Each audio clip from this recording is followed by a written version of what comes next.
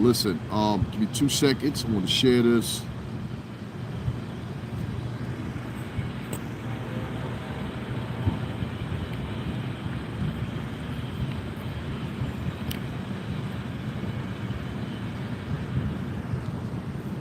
All right, guys, and I am here. What's going on? Listen, I want to talk about this Gene deal right here, man. I want to talk about this, and I'm going to get to it. First of all, I want to tell all y'all as y'all come in, Cash App and PayPal links are in the description. That's $STRINGERBELL80. I got to start doing some promoting myself, too, and I appreciate all my followers that come into the chat room or whatever and give their piece. So, let me talk about this Gene Deal interview. Can everybody hear me? Because let me turn this up. Make sure everybody can hear me clear. Y'all let me know if y'all can hear me clear. I see y'all coming in. What's going on? What up, Lawrence? Hey. All right, so I hope you guys can hear me nice and clear. First of all, I want to start here. There's different parts of the interview. You know what I'm saying? So I watched every last one thus far. I'm anticipating there's going to be more videos and more clips put up because that's pretty much the delivery style of VLADTV. So I'll make sure to give my piece on that one too. I want to say this though. There was a lot of things in that interview that answered questions that I had and connected dots that I needed to connect it for myself. You know, the whole firing at Uptown Records from Andre Harrell, which this nigga Diddy later on turned into Andre Harrell. You turned into the dude that fired you and treated everybody the same way he treated you. You wanted to emulate him, you wanted to be him. Just like at one point in my life, I wanted to be you, or at least right beside you. Now no more. Now I look at you differently. I also saw something else that stood out to me.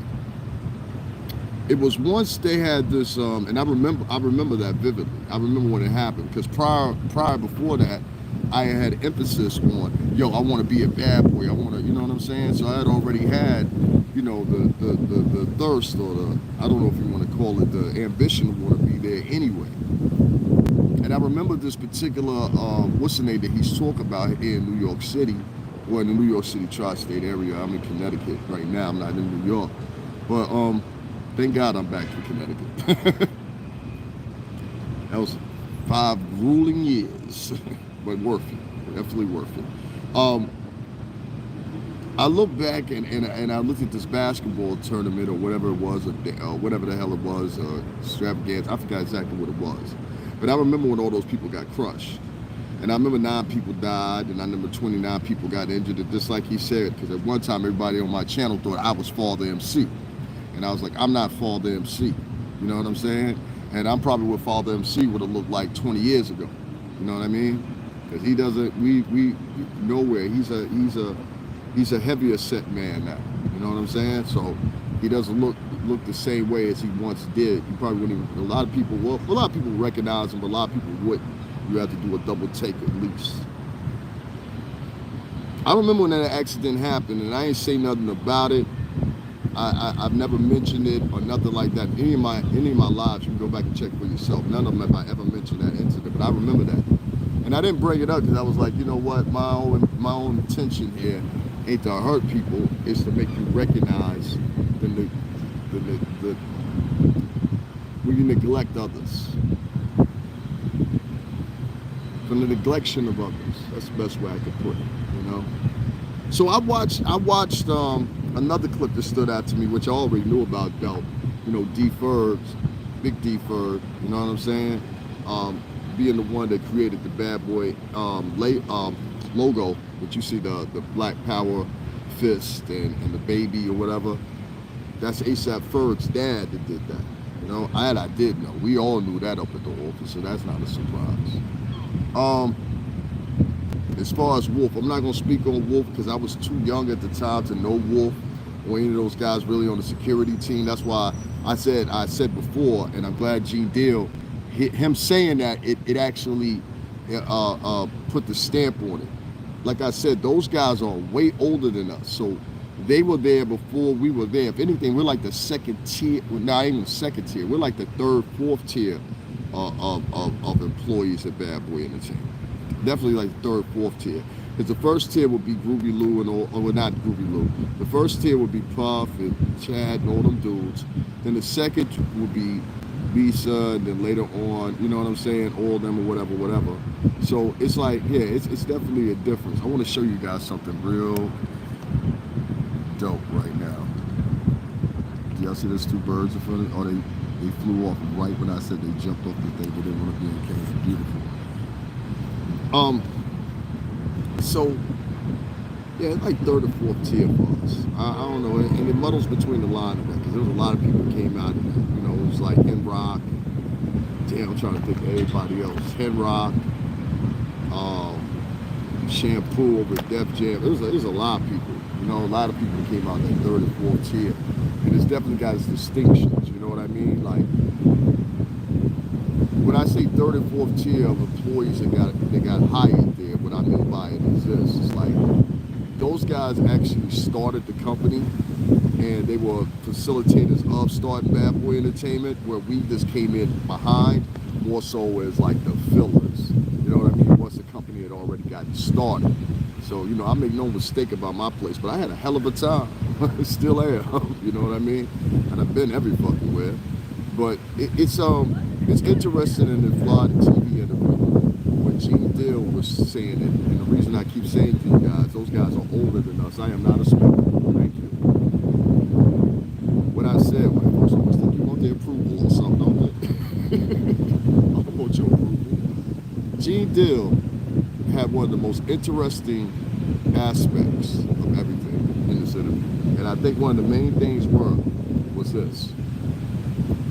He brought in the spotlight that Puff had actually went through some of these same hardships himself. It made me think, and I said to myself, I said, yo, you know what? He never brings that up. Never speaks about it, never talks about it, never mentions about it, never even really gets to the depth about it, or has, thus for empathy to do the same. And I started wondering to myself, why was that? What'd you say? Yeah, exactly. So I started to wonder myself, I'm trying to see what you guys are saying here. I started wondering myself, I said, okay, is Gene Deal literally telling the truth, or Gene Deal telling a lie? What is he doing? You know what I mean? And it just became very interesting to me when I finally saw it. Like clockwork. It became amazing to me when I finally saw it. And I said to myself, I said, all right, when you got fired from Uptown Records, you went through some of the biggest hardships you possibly could. And that whole time you went through those hardships, you made sure to never mention those hardships. And I'm wondering why. And still yet, y'all see him too, right? Because you always got to watch niggas.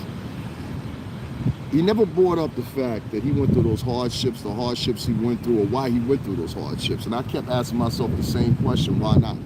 Why haven't you put those in priority in any of your speeches? You out here telling people, oh, yo, you could do this, giving them this 1995 platform or whatever, when in fact, motherfuckers helped you.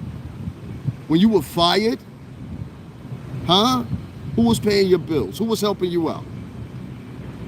Gene said it. I don't have to say it anymore.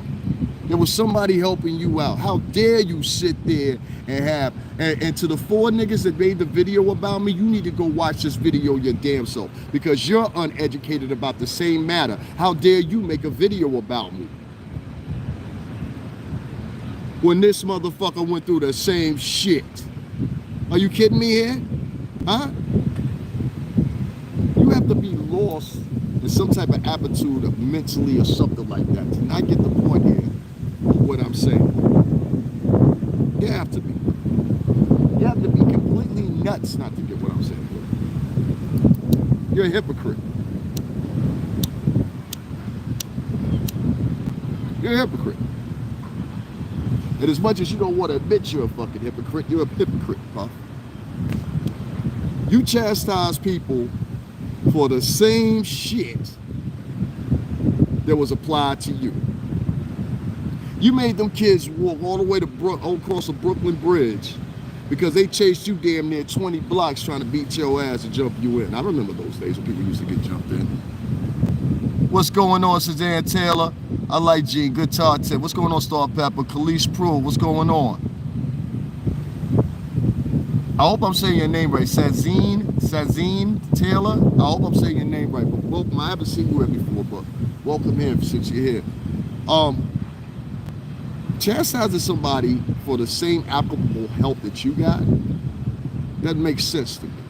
You know what I mean? I don't care what dynamic it is. And we're not talking about little kids on the park here, nothing like that. This is a now billion-dollar company. You understand what I'm saying? So it's not like we're talking peanuts here, or I ain't got a discussion to go on at the dinner table. More than likely, most of the time, you got the $80,000 guy trying to act like we are. And that's how the help acts. I worked at 1540 Broadway, fucking Atlantic Records, and I worked at fucking on 8th Avenue at Interscope. All three of them were our distributors at one time period or another, okay? And I'm telling you, the guys that really had the dough, you could always tell the distinct difference between them and the help. It was the help. See, the help, they try to convince you they got some shit going on. With that little $70,000, $80,000. Listen, you don't know money till you seen a motherfucker get the Brinks trunk to pull up to King of Diamonds in Miami and grab $500,000 off of it. That's fucking money. All right, all that money is to play with. You understand what I'm saying? It's utensils and toys.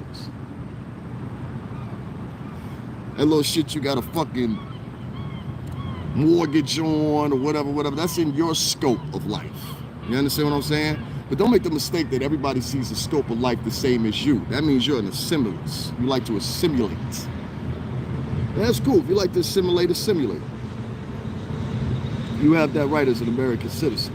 What you don't have the right as an American citizen is promote bullshit to the people that you represent and say you represent for upon years and years and years now, Puff.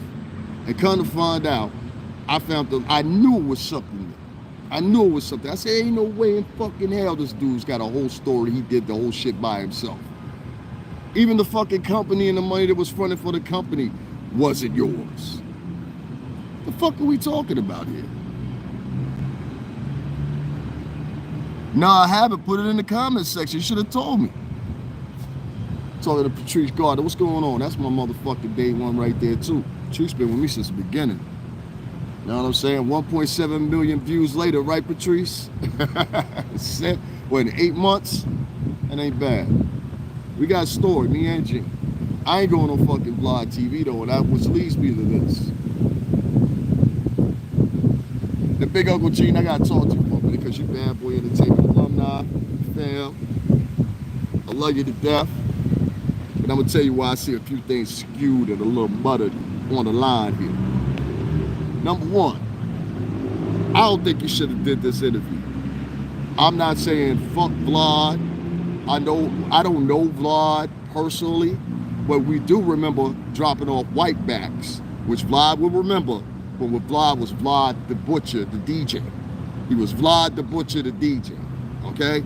Before all this Vlad TV and shit, I remember that was the motherfucker that we used to go down past Fat Beats by Chelsea. We went by there one time, and then we went to another place and dropped him off. It might have been a club that time. So it was about 2-3 times. I'm familiar with Vlad's face, long time I've seen him, but I'm still familiar with his face. His face has not changed over the years. He's a big Russian fuck. Cool dude, though. I love watching all your interviews. I love watching y'all interviews. I'm glad you and Gene are talking to the people. Yeah, that's the only thing to talk to but the people. See, people get on the mic and they think they're covering fucking every event that comes up and then rehashing it and trying to make it theirs. That's the way to go. I'm trying to make this story and rehash it. This is our story, you know? I'm part of the company. I always will be part of the company. That'll be something I'll get into another time, but you know, it is what it is. I'll always be associated with the company. 17 years of service and going across the country, drinking and staying in the same hotels, eating the same way they do, riding the same vehicles they ride in. I mean, you know, you come to experience the same life, if not even vicariously.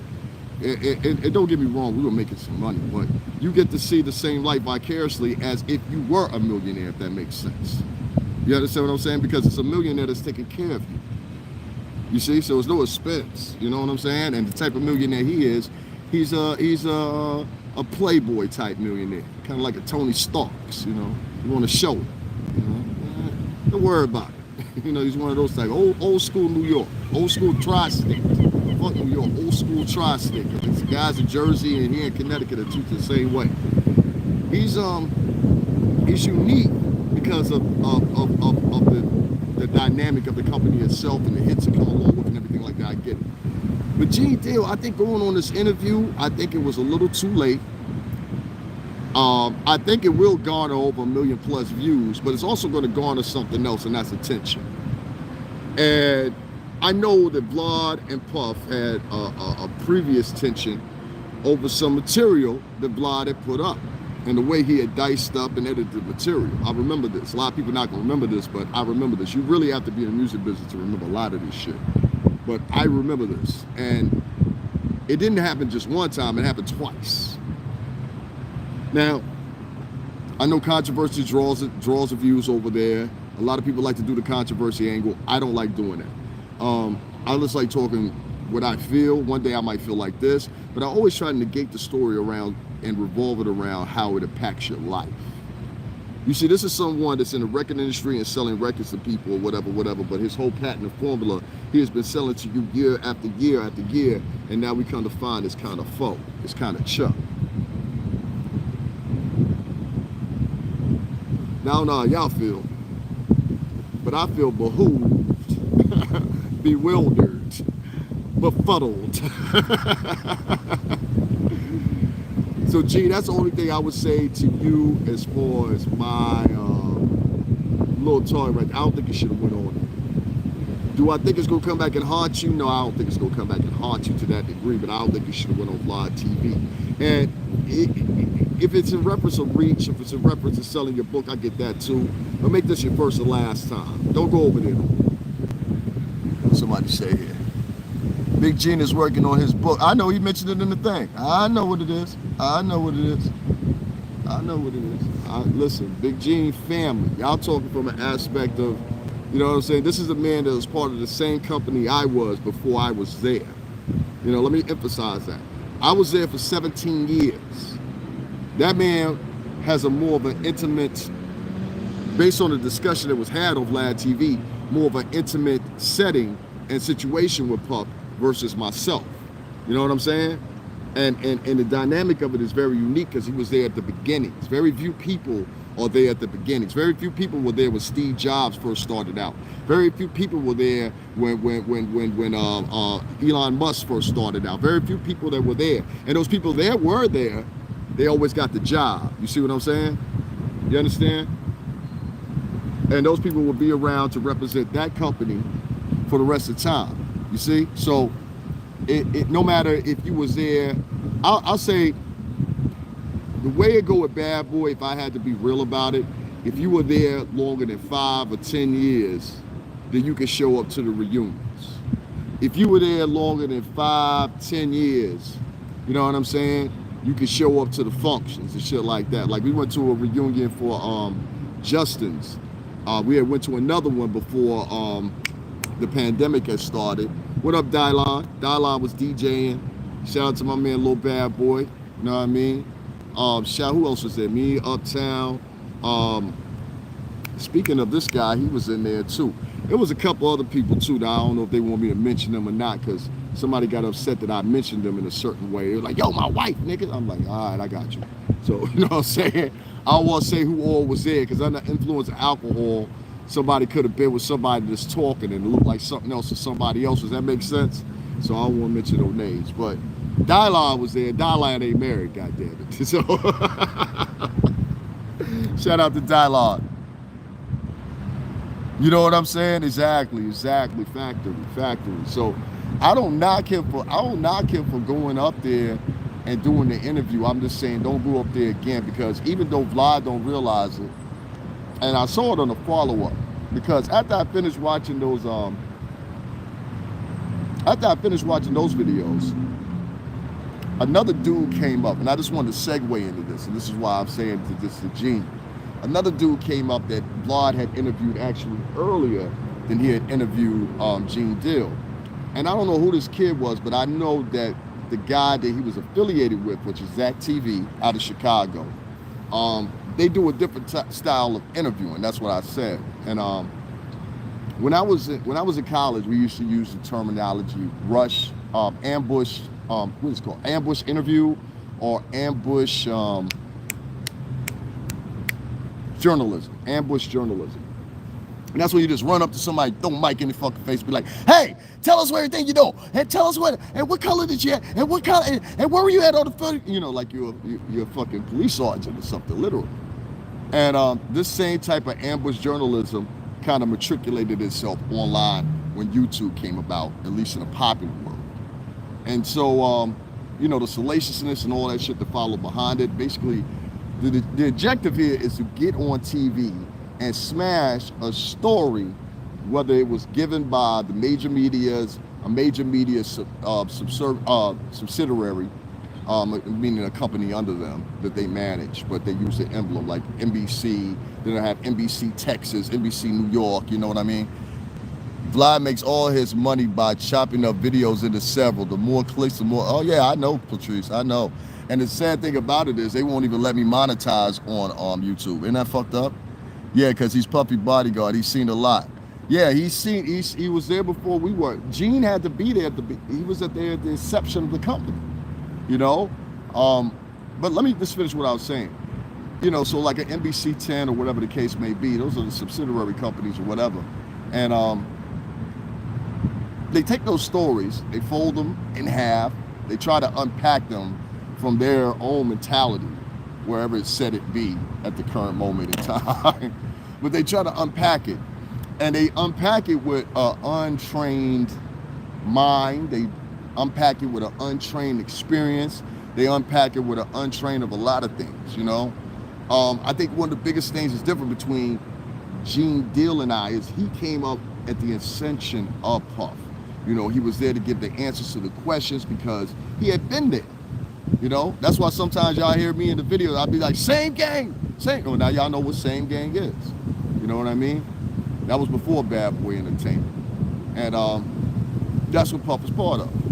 What upsets me is that Puff has been selling this narrative to everybody, including his ex-employees, which is us.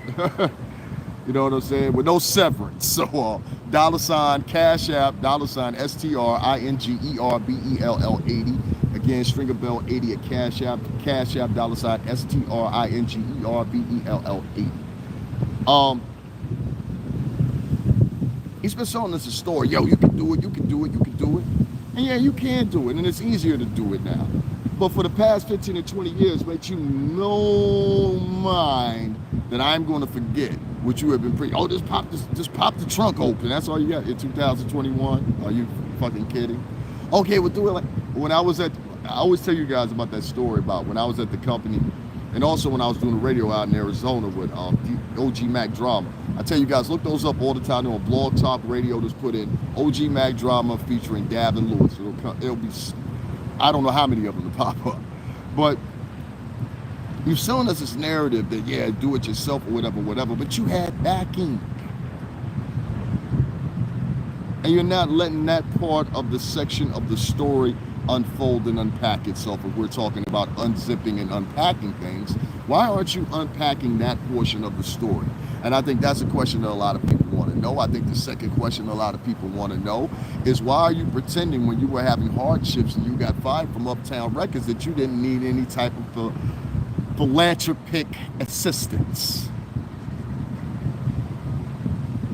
You're just negated from the fact that you actually have philanthropy put into your life, not once, not twice, but 3 times, and try to sell the narrative to people that you ain't shit unless you follow my path. You made those kids, including Dialine, who I just mentioned, who was at the joint, I think that was on 28th Street. I think it was either 28th or somewhere down there, or 23rd, one of the two. It was the same area we went for the Love and Hip Hop joint with Jacquaid. It was the same exact location, I think. You sell this narrative to people, but it's a farce, man. It's not reality, man. It's like you're not giving a shit, and you're basically taking out the way everybody treated you, and now treating everybody else the same fucking way. That's not fair. That's not fair. You say you want to get one with God and shit like that or whatever, whatever. Even the smallest person at the company matters, my nigga. What are you talking about? You know, this interview made me look a totally different way at Puff. It made me look a totally different way at the history of the company. It made me look a totally different way at the heresy of the company. You know what I mean? I will carry this name and be associated with that company until the day I'm gone, you know? Especially now that all this YouTube footage is up and everything like that. I have no problem being associated with that company. The first reason I came there in the first place because it was owned by a minority man. And I had said in my mind, I want to work in an office setting, but I don't want to be slaved and toned to some racist fuck that doesn't like me. Not saying that all white men are racist, because they're not, because I've had white bosses since war. But a lot of times in the corporate world, and I think Puff can attest to this, you will get a white racist chieftain. You know? What's said here? How can the devil get one with God? How can the devil get one with God he kicked out of heaven? Did you see the Money Source interview? That's the guy I was talking about. That's his name. With the VLADTV thing, right? Let me know, Patrice Gardner. How can the devil get one with God? He got kicked out of heaven. All right, well, there's no one that's actually the devil. I think that's a little extreme. The demon or demons are more plentiful, and the 200 angels that fell with the devil are more plentiful than the one devil himself, if you want to talk it in that in an esoteric or metaphysical terminology. I guess that's what you're choosing. You literally can express it in so many different ways. I mean, there's repentance in the Bible, right? And so if there's repentance in the Bible, that means that anyone is once been sullied, if you want to use that example, can now be henceforth cured. If you need an example of that, Mary Magdalene was a prostitute, but she was one of the most favored among God. I mean, Jesus. So, you know, and Jesus is the Son of God. So I think when we go to extremities and call somebody a devil or whatever, I don't want to call Puff exactly a devil. Puff's done some good things. I think you've been influenced by demons. Does that sound better? And when you're influenced by demons, you can do things of the demon world. There's a story about King Midas, right? And everything, King Midas became so greedy that he made one wish that everything he touched turned to gold. And he regretted that decision because he could now he couldn't eat. Because everything he touched turned to gold, including the food. It's a sad story, but it doesn't mean that he's not beyond redemption. I think there's some people that are, but we're not talking about a murderer or a child molester or you know what I mean, a hardened gambler that turned to, you know, doing whatever. We're talking about a man that was in the music business that never had that type of money before, ever. Like many of these artists, black, white, polka dot, they're different, and all of a sudden have access to millions upon millions of dollars.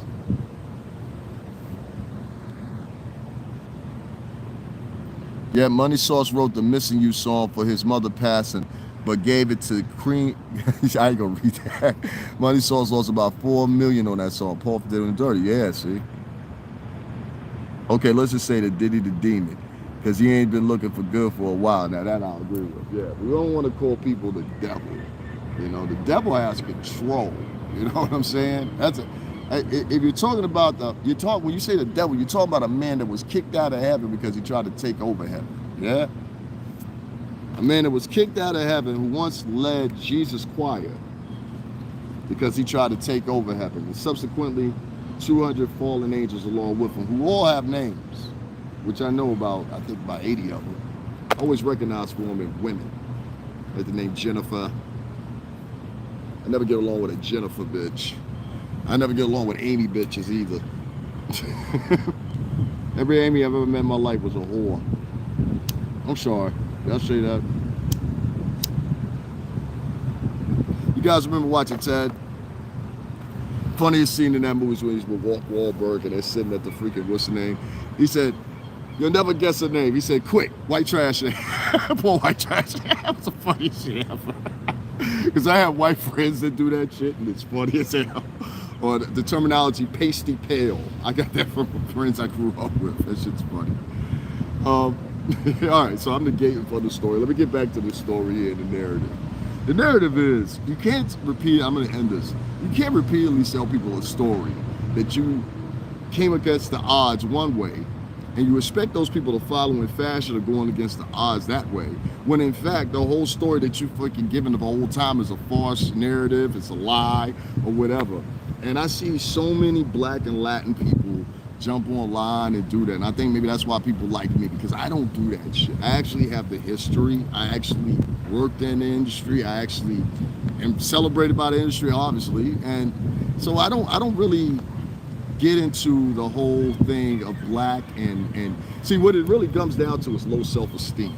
You know, it's really low self-esteem is at the core of all of it.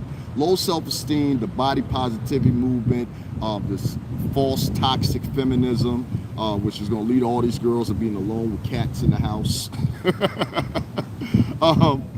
All that falls into play of this false hope, this false, and Malcolm X spoke of this, Elijah Muhammad spoke of this, a lot of people spoke of this false utopia mindset. But really what it has to deal with, and I said this the other day to you guys, and I'll say it again, there were so many people talking about the Illuminati and conspiracies about the Illuminati that they missed one thing about the whole Illuminati thing, and that's how it works. It doesn't work. It doesn't work the way y'all think it works. It works off your fears. Just like Freddy Krueger was introduced to show you, to fear your dreams. Fear your dreams. Submit. And that's what I see a lot of people submitting about. So when I hear people say, you know, from a standpoint of mind of a man that's ran his own business, a man that's been in the music industry, that was in the music industry for over 17 years, when I hear people say shit like that, I just laugh kind of, because I'm like, oh, you're a follower. You know what I mean? And a follower is what gives this energy to that whole Illuminati thinking, or whatever you want to call it, or whatever. So when you actually think you're speaking against it, and you're going against the grain, you're actually participating like a motherfucker. Your energy fuels it. Your idea to fear it fuels it. And that's all I'll say. Only a few men gonna get that, a few women. But, you know, I just, I let them nig sometimes, you know what I mean? Which follows up to this, and I want to say that kid's name right, because she wrote it in the what's name here. What is that kid's name? Money Sauce? No, not Money Sauce. That's not him. It's another kid that Vlad interviewed. And the kid, Zach TV, I'm familiar with the story because they killed him out in Chicago. And he used to do a lot of, like, I won't say he was an instigator because he wasn't, but he used to go into a lot of areas in Chicago, and I wish Annette Foster was on here because she would know exactly what I'm talking about. He used to go into a lot of areas and, how can I say it? Do interviews with people that were dangerous. You know what I mean? People didn't like them, or, you know, all that silly ass shit to go on in black and Spanish neighborhoods and white neighborhoods and rural fucking trailer park America. But if you're a solid citizen from here, you know that already. Yeah, you know the guy I'm talking about, Dimples, but I don't know who the fuck his name is. But they interviewed him, and I know he was associated with Zach TV out of Chicago. And Zach TV was murdered. And I guess some of his like secrets and stuff like that came about or whatever. And he was murdered behind an interview, you know? So that's why these guys, I tell them there's a lot of salaciousness that takes part. She's pretty. There's a lot of salaciousness that takes part on YouTube. And I try to stay away from that angle. The stuff that I offer you guys, I offer you from the perspective of me being in that business for so long. I know when people do certain things that you would never be able to catch on to. I know why they do it. I can even tell the trajectory based on how I know how the people are going to perceive it. You know what I'm saying? It doesn't work so good for yourself. Yeah, see, that's like Patrice Gardner know what I'm talking about. So, and I don't have to go into that. Thank you, sis. Thank you, sister. I don't even have to say it now, you know. So there's a whole bunch. Y'all please hit them like buttons if y'all could too. And it's $STRINGERBELL80. I was the one that did the report, and many people know, and I think Patrice Gardner can vouch for this. I was the one that did the report when nobody did it about how 30 rappers had been killed in 1 year, and nobody picked up on it. I was like, yo, do the numbers from January up until, I think at the time I did that when it was like November or December or something like that. I said, this is 30 guys. 30 guys, all varied reasons. You know, some of them drug overdoses, you know, the regulars, you know. The Doors front singer, what was his name, Jim Morrison, he died from a drug overdose in France. Got arrested here in Connecticut too, in New Haven, Connecticut. We got a famous picture of that. The problem that goes on with these guys and girls both getting killed and shit like that in the music industry is that it's negated by motherfuckers that have way more money than them, but have the same skin tone. Use this pawns like rich men have always done, you know. I hate when people sit out here and say the term, oh, he ain't playing checkers. He ain't playing checkers, he playing chess. No, motherfucker, y'all both playing an old game. You just don't know it yet. You are playing an old game. Either or of them that choose. Nobody is playing chess and nobody is damn sure playing checkers anymore. Oh no, sir, we're playing Mahjong and a whole host of other games. And when you catch that, you'll understand what it's really about, and maybe that'll connect y'all a little bit more. Y'all motherfuckers out here playing this fake checkers and chess amongst each other. Amongst each other. You see? Amongst each other. And I think that's a lot what this has got to deal with when it comes to Puff. You was busy playing checkers and chess among pawns on the board, son. Pawns on the board.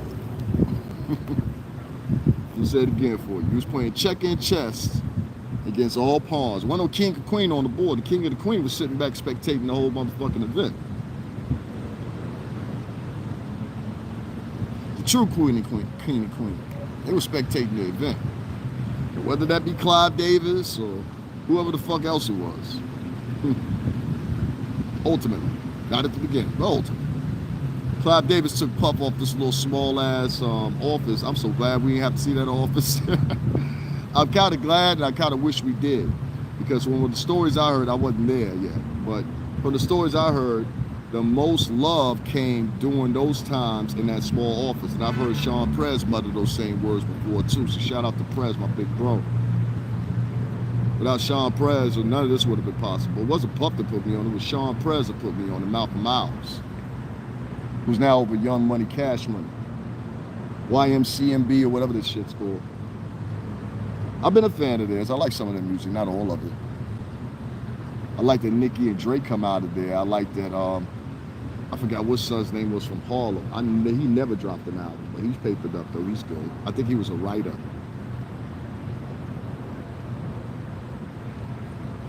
You can't displace reality. Reality is, you had some hardships, Puff, and people helped you out when you needed it.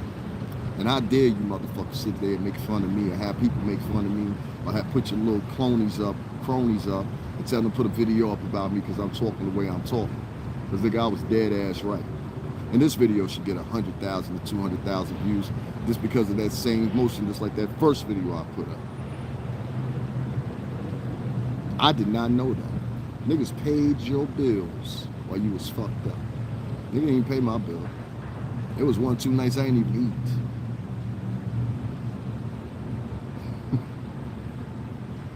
But you the big man, huh? Gene Dill, salute to you. I think it was a great interview. I think if you have not seen this interview, I encourage you to go over and see it. Tell Vlad, Davin Lewis sent you over there, who used to bring them whitebacks to you from Henrock.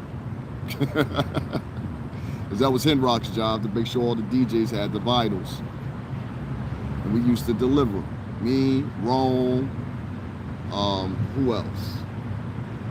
Orlando, Scrooge McBucks, as everybody call him. Scrooge McBucks. Little bad boy. Who else was there at the time with the white bags? Jaquaid and this one weren't old enough to be there yet. Vidal, Styles, and a few others. Charles, I got to give Charles this shout. Banger, shout out to him. All those people that were responsible for that function, you know what I mean?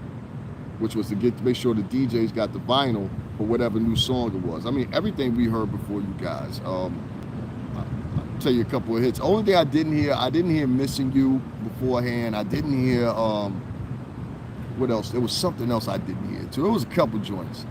Cassie was a surprise to us. And she's from right here in Connecticut.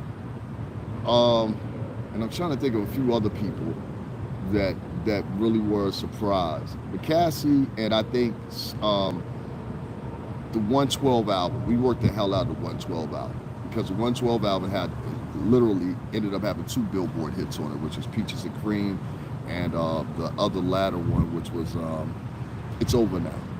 It's Over Now. They used Mobb Deep's sample. How you feeling, Davin? Good to see. How you doing, man? I'm R.P. Gonzo. Word. You know what I'm talking about. Patrice Gardner on it.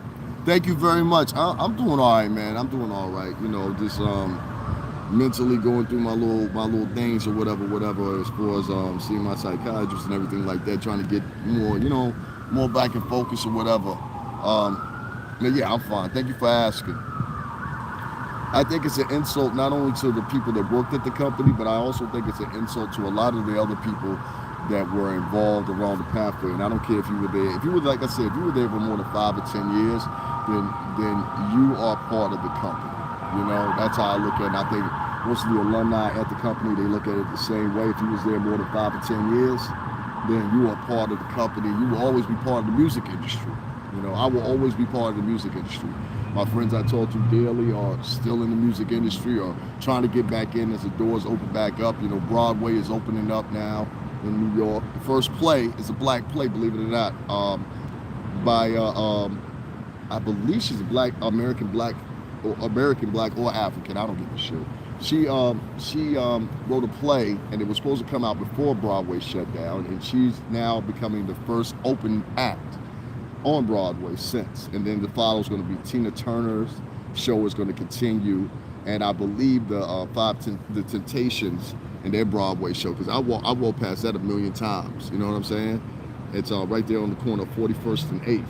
When you walk up the block, and you'll see the Temptations. Tina Turner's down on the further end, and this play with this girl's got to be somewhere in the rows of those 3 blocks, because that's where all the Broadway plays are at, that area right there, 41st, 40th, and no, not 40th, 41st. No, excuse me, that'd be 43rd, 42nd, 43rd, 44th, and 45th, and 8th Avenue. I had to make sure I said that right, because 41st and 8th, that's Port Authority, walk up 1 block, so yeah, it'd be 43rd, 44th, 45th, and 8th Avenue. So shout out to that woman that's getting ready to open her play, and y'all in New York City, go see her play. I heard it's about a black male, and it's something to be looked at. Right, hope all works out for you. God bless you. Thank you very much. What's a black stage play? I'll be in NYC in November. I want to see some Broadway plays. Listen, before you come to NYC, just hit me up, because the things could change. You know what I'm saying? That Delta variant thing is becoming a big issue up here, and now they're starting to like gap in on people with a lot of things. As far as wearing masks in certain populated areas again, they are mandating that people, even if they show up at these Broadway shows, are still going to be separated. You have to wear a mask, even if you have had the vaccine or the second dose of the vaccine, which I think is important, because a lot of people, like I mentioned this yesterday, if y'all guys saw that long 3-hour one I did yesterday, a lot of these people that are catching COVID-19, the Delta variant, actually have already had the shot. So I think now the question is, what is the longevity? And this longevity, was it over theorized and maybe put out there for the particular reason, just to make sure that people got it? And actually the longevity has a weaning point, as I've heard many people point out. You know, my mother was a nurse, so that's why I know a little bit about medicine and so certain shit. She wasn't no registered nurse either. My mother was an LPN and later became some other shit. But we was always around medicine, so I've always picked up on certain things for her. To this day, that's why I always keep myself in shape and eat certain foods and know when to lean off of certain foods. Like I could gorge out on cookies for like 3 or 4 days, but on, like the 4th day, I need to get my big ass out and work it off because it's going to show in the belly. You know what I mean? Like your body takes a while to dissolve fat and shit like that.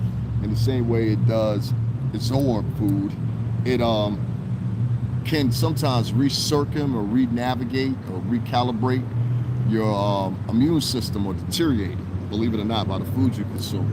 That's why I always, y'all guys, you always see me go live and I'm like, look guys, this is what I'm doing with your donations. I'm always at where?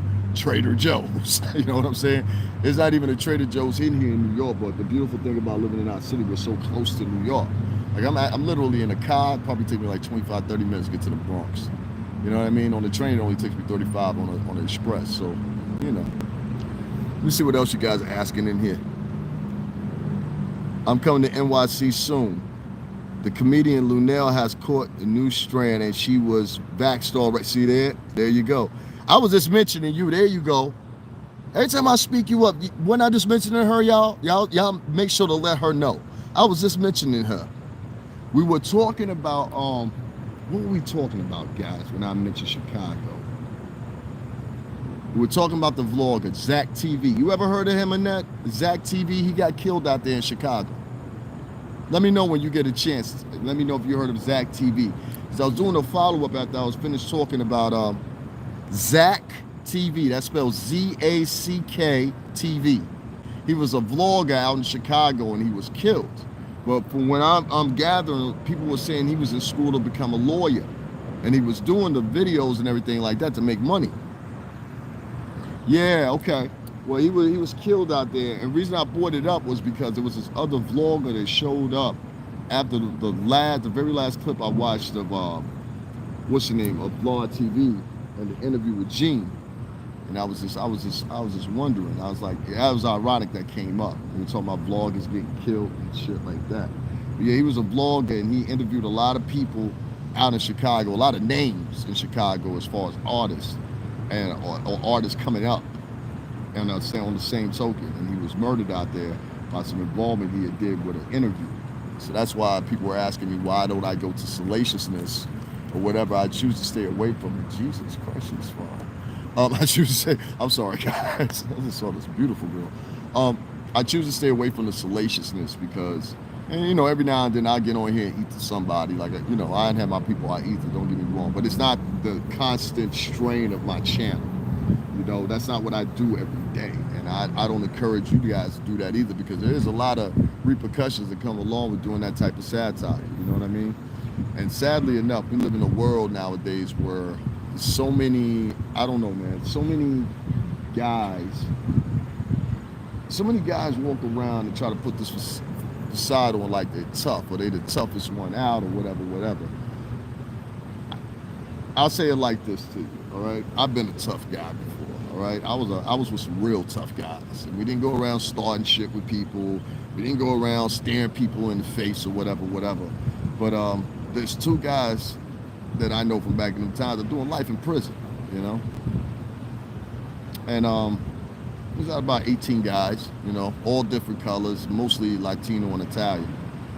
And it was sad because now that I look back at it as we was older, one, I'm grateful for where my life transcended to, which I grew up like that anyway. I don't come from a bad family. I'm not even gonna sit here and pretend with you that I do.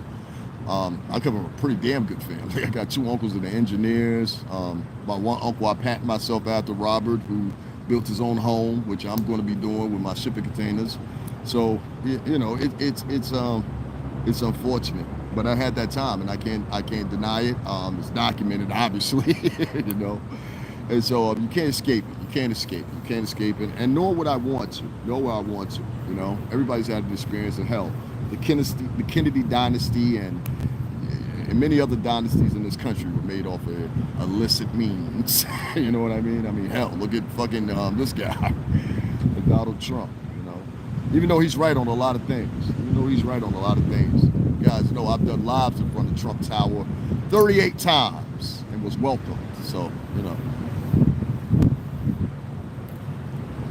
Hello and thanks. I have to replay. Annette, he did mention you. Thank you guys. Yeah, you have to just go back and check it out at the beginning. You've heard of him? Yeah, he was. Zach TV was pretty big out there in Chicago. There's a couple people that were like they were outside of media, the traditional storms of media, like radio, TV, or whatever. And they were just bloggers, and you get yourself involved in the wrong place at the wrong time, and it's unfortunate, but that's what happened to me, and that's why even to this day I always watch out who the fuck I hang around with. I don't talk to everybody because I don't know if you recognize me off of YouTube. I don't know if you recognize me from the music industry. You got some music. Like I had a kid walk up to me in Manhattan this past Saturday and say those exact same words. I've been on video and have people show y'all, hey, this is homeboy, he's from Def Jam or whatever. Like I've had it several times now that I've had people walk up to me and I'm like, oh shit, what did I say? So that's why, what I mean? Like, I'm always careful what I say on the mic, man, because, it could lead to some weird repercussions. But I don't feel that I get on here ever and dunce anybody. Even the totality I could have done with Diddy and the whole bad boy situation and us getting fired and all that shit. The avenues I could have taken that to, I had choices and I just did, And I think that stands a testament to this also. Gene Dill, good interview. Guys, if you're just now tuning in, go back and watch this. Hit those like buttons right now if you haven't already. This channel's about the gang violence in Chicago. Exactly. Yeah, now you remember. My neighbor just bought land in Hawaii and will be living in a, see there? Yes, shipping container homes. Zach TV, a.k.a. Zachary Stoner, was killed on May of 2018. Not long after the Kanika death. Yep, Kanika. I remember Kanika Jenkins too. That was the girl that they had put in the freezer. She mysteriously ended up dead at a party, and they found all kinds of consumption, all kinds of crazy ass pills and shit these kids be popping nowadays. Yeah. That's him. Zach TV. That's it. I remember I was subscribed to his channel. He picked up where DJ Academics was trying to do the War in Chirac series. He really picked it up and turned the narrative for himself. He said, okay, if Academics is going to talk about the violence in Chicago, I'm going to talk about the other end of it, from my perspective, for being here in the city. And I respected him for that. But some people, unfortunately, I'll end it with this right here, because I definitely want to read y'all comments. Y'all make sure y'all hit those like buttons for me if you haven't already. And it's Cash App $, STRINGERBELL 80 Stringer Bell 80. I have found out that YouTube will not allow me, since I am not allowed to monetize, I am not allowed to use the super chats anyway. And about the Zelle thing, I'm gonna try to link that up with my bank, because this is the thing. When I went to go try to do Zelle this morning, because I heard a couple people mention they want me to do Zelle. I tried to do Zelle this morning.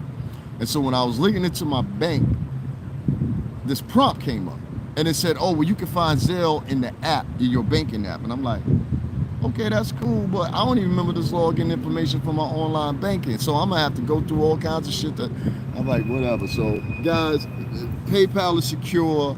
You know what I'm saying? I don't know anything that's more secure than that. Cash App is secure. Your money is protected. So don't be scared. And it only takes a few minutes. You know what I mean? With PayPal, you don't even need to sign up. So I don't know where, some people be like, oh, I don't know. You don't have to sign up. Just click my link and you don't have to sign up. You can just make your drop right there, whatever it may be, 5, 10, 20, 30, 100, whatever you want to put. You know what I'm saying? But I need the support. You know what I'm saying? Definitely need the support. And I'm going to do a whole live later on, and I'm going to talk about where I'm at with it or whatever. Like Zach TV, he was trying to make money doing what he did. So, support your smaller bloggers as much as you support a Kevin Samuel or whatever. And I'm not really a small blogger, but I'm smaller than them. But at 1.7 million views and rising, I'm not a small blogger. You know what I mean? I did this month, I think it was 345,000 views, and I ain't put up shit. 345,000 views, and I didn't put up shit. And I notice a lot of people are going back watching my old videos because I see the comments and I see them commenting on it. And I shout out to y'all too. And if y'all find y'all way here by those old videos, thank y'all for joining the channel, subscribing. Make sure you like, share, subscribe. More people if you got them. I appreciate it. We're at almost 7,000 followers right now, and I'm trying to get more. So if we can get to 10 grand, that would be great. You know what I mean? Then on to 100. We want to spread the message and tell people what I'm actually putting out here. That Kanika Jenkins had me scared to go to a hotel for a room. No, what you should be scared of is hotel parties. This is a little added bonus here. I'll throw this in on the title after the end. You more than any time in your life right now, and we're mentioning Puff and mentioning confirmations from Gene Deal, you even more at this time in your life have to be wary of black people. And I know that sounds fucked up, me saying that, and I'm going to tell you why I said that. And you also have to be fearful of any minority that wants to challenge the black populace because of the domination, both politically, socially, in this country. The name state plate is here.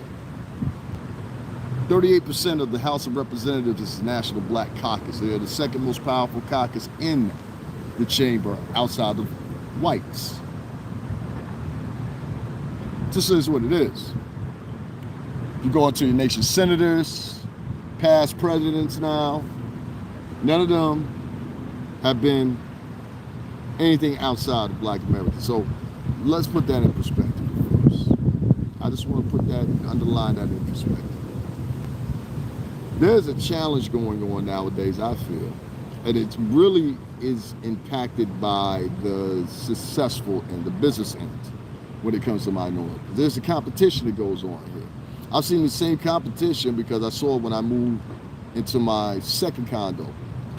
And there was this old black man that lived on the block, and he must have bought that house probably 30, 40 years ago. And he was actually upset that me, and at that time, my Ethiopian queen was living on his block.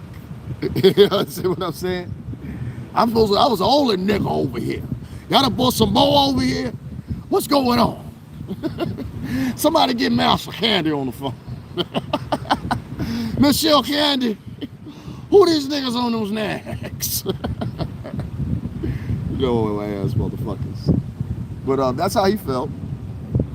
That's how he felt. And regardless of how he felt or whatever, I really could give a shit less. I really could care. But this type of mentality, this slave mentality exists, not only in black culture, but exists heavily in Hindi, Bengali, and Indian culture, more so than your culture. Trust me on that, where they actually practice slave and servitude in their own countries. In India, in Calcutta specifically, and in East India. They have women, and I mentioned this before, they have women that literally will spend their whole lifetime in prostitution bondage. Voluntarily, or pays part of their family's debt. And I believe it's, what is the state's capital there? I forgot what the hell it is. But the water is so filthy that they actually have to get trucks to bring in fresh water daily. Same trucks you would see bring in gasoline are now filled with fresh water because these people are defecated, urinated, bathed, swam, and all hosts of other things, thrown up probably and everything else in that water. So it's so polluted that naturally water and certain algae will kill certain bacteria after a certain amount of time. This is not possible anymore. Not at the current state. Even proper chemical treatment of the sludge and feces and urine and everything else that's built up in that water will not allow this. And still to this day, you can look in that region of India, you will still see people jumping in and out of that water. You will still see facilities and housing that have shared bathrooms outside, and the shared bathroom is nothing but basically a piece of wood over covering a freaking what's name. And these people will sit there one after the other, after the other, after the other. That means anybody in that apartment complex, village, or whatever got something, you got it too. This is how tuberculosis and many other diseases like this break out in these countries, these third world countries, things like this or whatever the matter.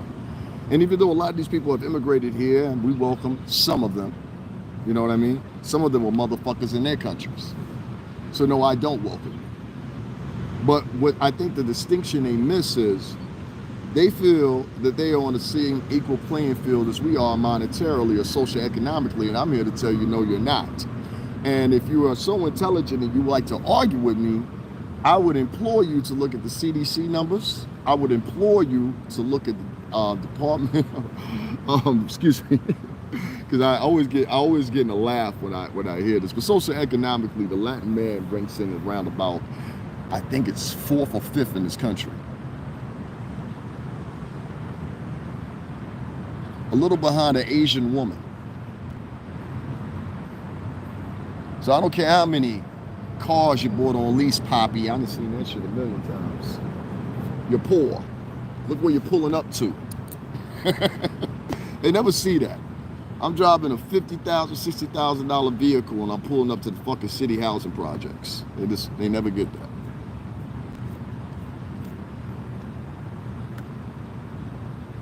These are your competitive stances in the work field nowadays and socially. And if they see you as someone that is ambitious or someone that may be in the same playing field as you or whatever, and you're not nice to them per se, or to the decorum of which they appeal to, coming from a foreign country. Remember that. And they equate their ideology on how well they kiss white people's ass, which I find 80% of the time most African Americans pick this up, and I believe most Black Latins pick this up as well, because it happens in the countries. You're kissing ass of janitors, shift supervisors, like motherfuckers get in the car, what's up, boss man? And all that silly shit. As soon as the motherfuckers start that shit like that, I'll just be like, oh, okay, you want some bullshit. You're not normal. You see people differently. I don't see people differently. If you're an asshole, you're an asshole. But I will count out what type of asshole you are. You're a white asshole, black asshole, purple asshole, whatever. But what I find is a lot of black people, they do this even more so amongst each other. Oh, the crabs in the bucket mentality, or whatever the hell you want to call it. And I think whites do it too within their own culture. And the Indians, they definitely do it within their culture, as I just explained to you. Those people live in filth in the country. The majority of them live in squire filth, all right? And if they say anything otherwise, other than that, they're fucking lying. I could pull up numerous, I have friends that went to India. They're gonna tell you the same fucking thing. Not the whole country. But yeah, there is portions of it in the main cities that is fucking filthy and disgusting. And not enough is brought into an attention to talk about it. So do I feel any type of way about that? No. Because I see Indian people walk past people of color all the time and have their own reservations, will not speak. But if a white person is walking right behind you, they would choose to speak to them instead. Mind you, you as black as me. In a lot of cases, blacker. And there's a class system based on colorism in their country, and most people of color know in most countries of color. This was instituted mostly by poor white trash whites. Whites that they didn't even want in England. Whites that were looked at as zealots, having secular views outside the church, blah, blah, blah, blah, blah.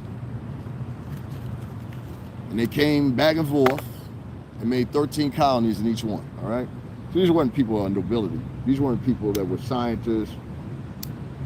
These were the quacks of the nation. That's what they would consider them nowadays, quacks of the nation. So, with that being said, I told you guys once and I'll tell you again, the oncoming fight in the future is going to be about resources. It's not going to be about anything else other than that. That's why I think this whole infrastructure bill is so big and so important right now. The first two of now is going to probably be 4, 5, and 6. These infrastructure bills are important because now they're not that they're going to help save a bridge or something shit like that. No. They're important because of the food benefit. See, one of the things that you should have noticed, if you haven't noticed, when you went to the grocery store lately is, you notice how fucking expensive it is? What was your last grocery bill compared to what it was a year ago? Anybody, somebody write that in the chat. I want to know. If you had to take a guesstimate of what your grocery bill was last year compared to what it is this year, and the whole key culprit, one of the few culprits of it, one in particularly, is this. You don't have enough drivers as distributors. I noticed this when I was in New York Saturday. I went to several stores and they usually have stuff that I want, like especially like the little 99-cent stores. I'll go ham on those places because I'll go get my Tides. I'll get big bags of Tide like this for 99 cents. I have Chinese lettering on them, but you know, whatever. It's Tide. You know what I'm saying? I don't give a fuck about the lettering. It's going in the washing machine anyway, you know? That's that sissy shit I be talking about. Oh my God, it's not in the figure. You know this. Oh my God, it's not in the figure. Sissy. So anyway, I noticed that a lot of these stores, they didn't have things that they usually have, like they're readily available. Like headphones were missing. She didn't have deodorant that I usually get. So I had to get a different type of deodorant. There was a few other things that I've seen here and there that usually would be there and they weren't there. And that's all because they don't have a lax of drivers right now. Sad fuck thing about it is, a trained truck driver usually takes about 7 to 8 months. You know what I'm saying? One of my friend's father, he died driving a tractor trailer. He used to have his own cab, so he'd bring that shit home, everything else. You know what I mean? So we used to hop in the cab, all that. My boy Jerome Griffin, R.I.P. to his father, man. At Saturday, my bill was $160 for 15 items, compared to $85 to $90. Like, see what I'm saying? Food prices have increased as a result of those delivery drivers not being readily available nationwide. There's a purge for drivers right now. I don't know why, because all these motherfuckers wanted to work during the pandemic. That's all I heard. I heard people suggest that to me. I'm like, motherfucker, I come from the music business. Like, what the fuck? I look like driving a truck. I don't even like driving. Like, to be honest with you, I don't like driving. I prefer somebody drive me or whatever. I'm not a driver.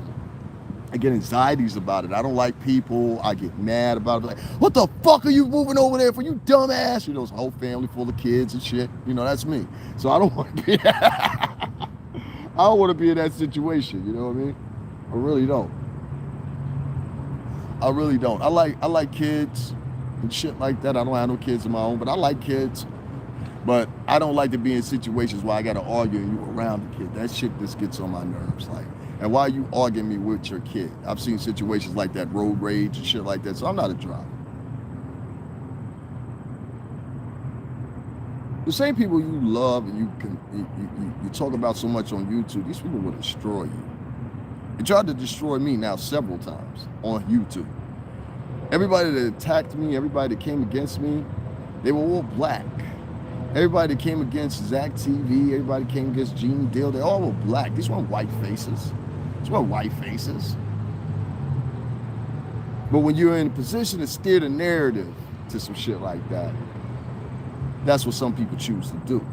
You understand what I'm saying? And I think that's what differs me from a lot of other vloggers. I bring up the question, well, what the fuck are you doing amongst each other? What the fuck are you doing amongst each other? You have a fight for resources incoming.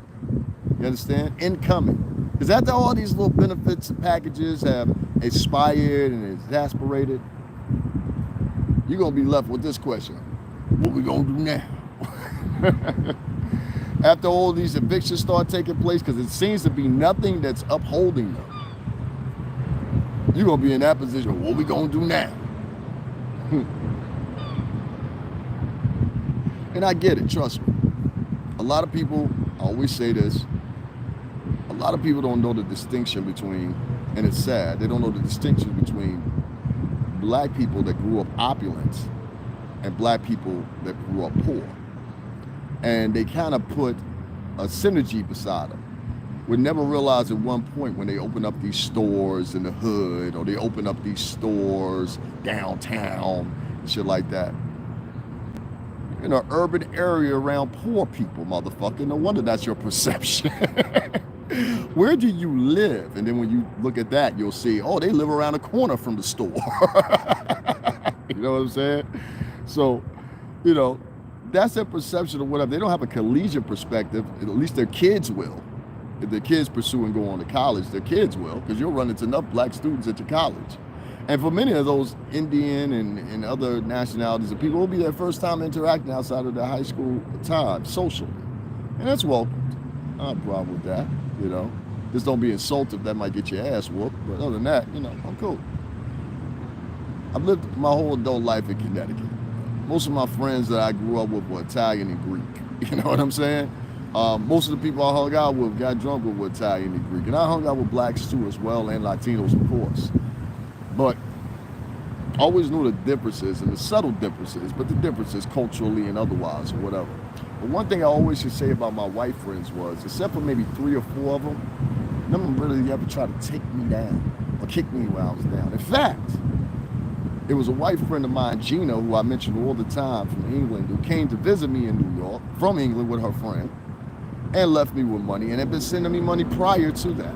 You know what I'm saying? Because she knew of a situation I was in or whatever, and she looked out. Now that, you know, the pandemic is hitting so hard over there in England and a flood, I'm sure she's not able to do that, but that's my girl to the fucking end of the day I die.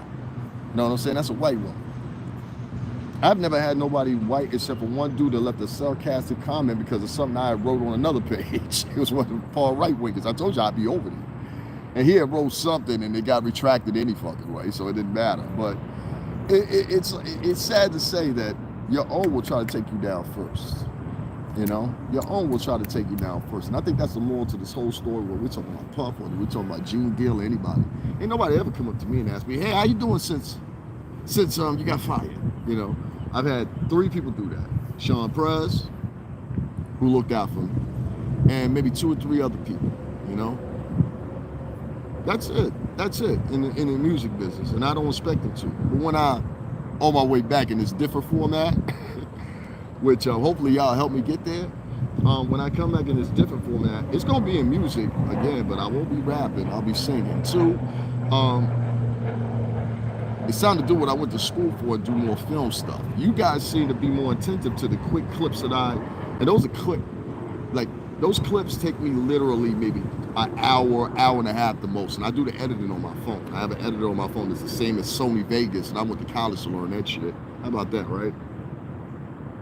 So it'll take me probably like maybe an hour, and that's including grabbing the clips and all that. Would you say it? We saw that happen in Texas with that freeze. We better stack up our toiletries, water, and non-perishable foods. Annette said that. Patrice, exactly. Dimple said yes. As of Saturday, my bill was $160 for 15 items compared to $85.90 last year. Shit high as hell now. Yeah, and that's because they have a lack of drivers in the United States right now. They don't want to tell you that, but if you go to your favorite stores nowadays, you're going to see a whole bunch of shit missing. I like hell of a good dip. Those fuckers up there in Maine, they make a fucking great dip. And I can't get the shit right now, so I'm stuck with this store brand fucking cottage cheese water shit. I'm like, you know what, well, fuck you. Let me tell you guys something, right?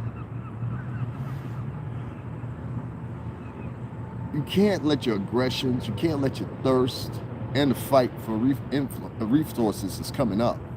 You better believe it. Stop spending your money on fucking cute clothes and shit and start motherfucking. I dress so simple, and motherfuckers, I get more attention than motherfuckers that spend $300-400 on an outfit.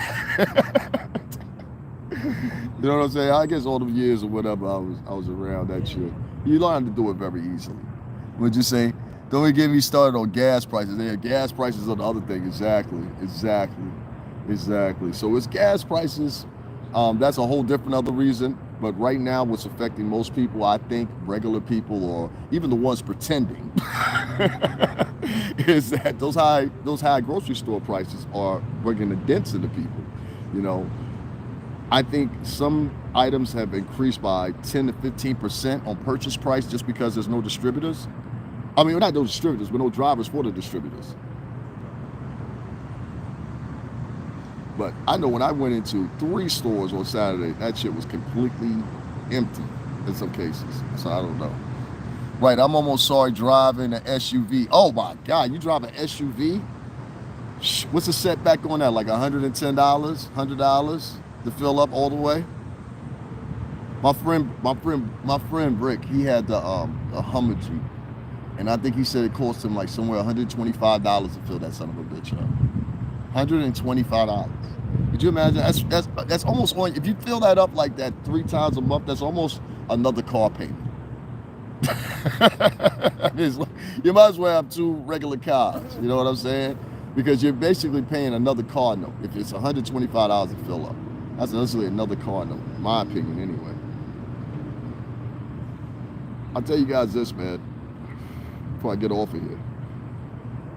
I've been saying I'm getting off of here for what? I don't know how long. We're in an hour and a half later. This is supposed to be like 30 minutes. The fight for resources is imminent. It's going to happen, okay?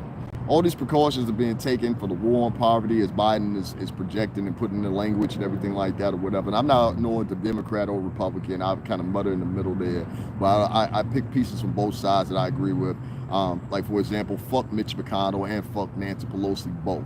I call them Mr. Burns and fucking Cruella DeVille. You know what I'm saying? Mr. Burns from The Simpsons.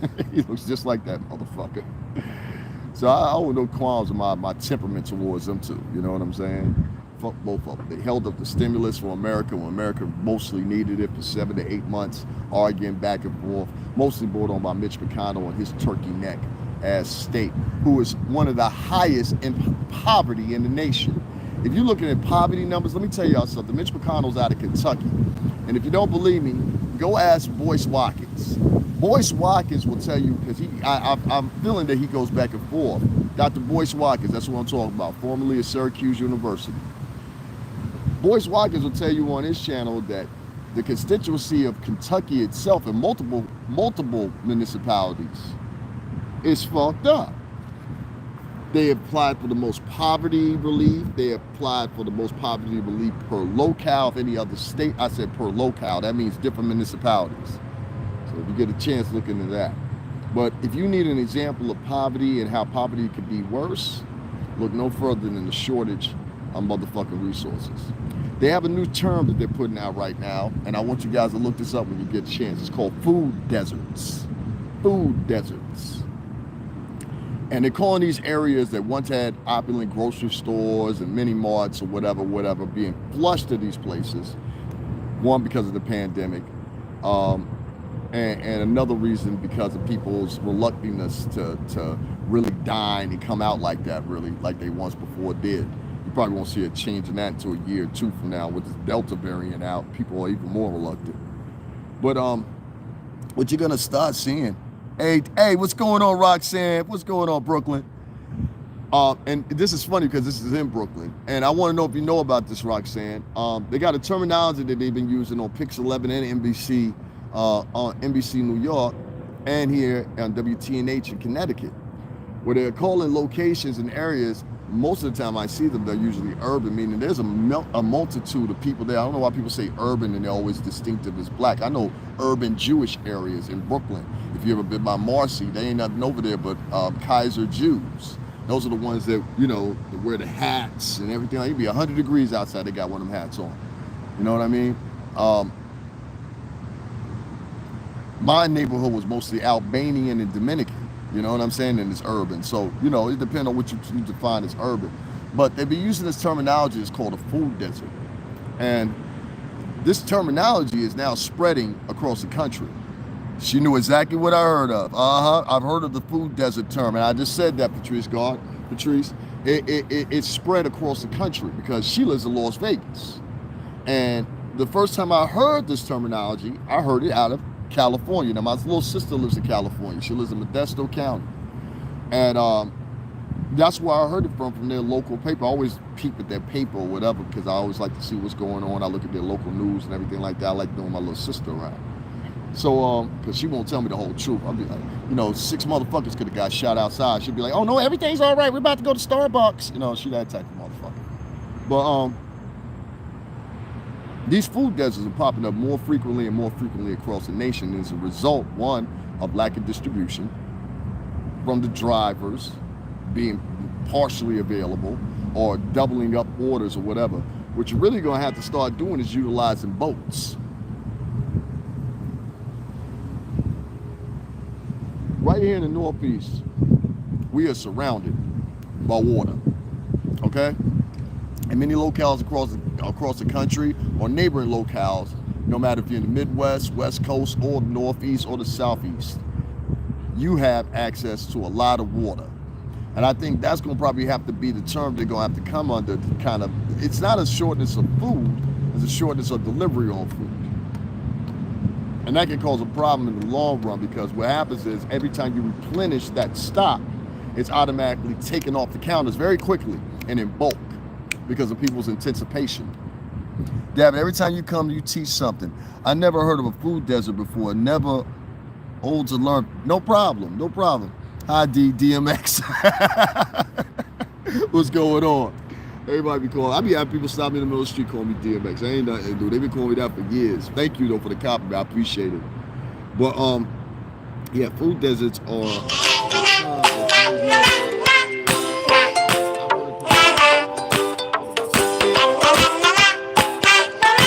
about to call you back, buddy. Give me 1 second, guys. I got a call coming through. You know how it goes. They don't ever call you until you're going live. Give me 1 second, guys. That should be the last ring. Yep. These food deserts that are popping up across America, and they're in rural areas and urban areas, both alike, are a result of not only the pandemic, the lack of business during the pandemic, the lack of drivers for distributors to get their products out and into stores now currently, and what you're seeing is shortening in food and things available in the stores. So you have to start asking yourself this question: when the fuck do you start saving?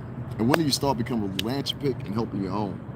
And even maybe if it's $2, $3, $4, $5, you know what I'm saying? You put it to the side or whatever. I have taught numerous people how to do stocks.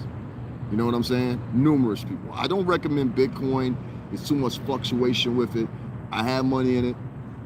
I'm thinking about taking it out. I want to wait until it at least peaks a little bit, even if it peaks at fucking 20 cents. You know what I'm saying? I'm cool then. I made something, you know?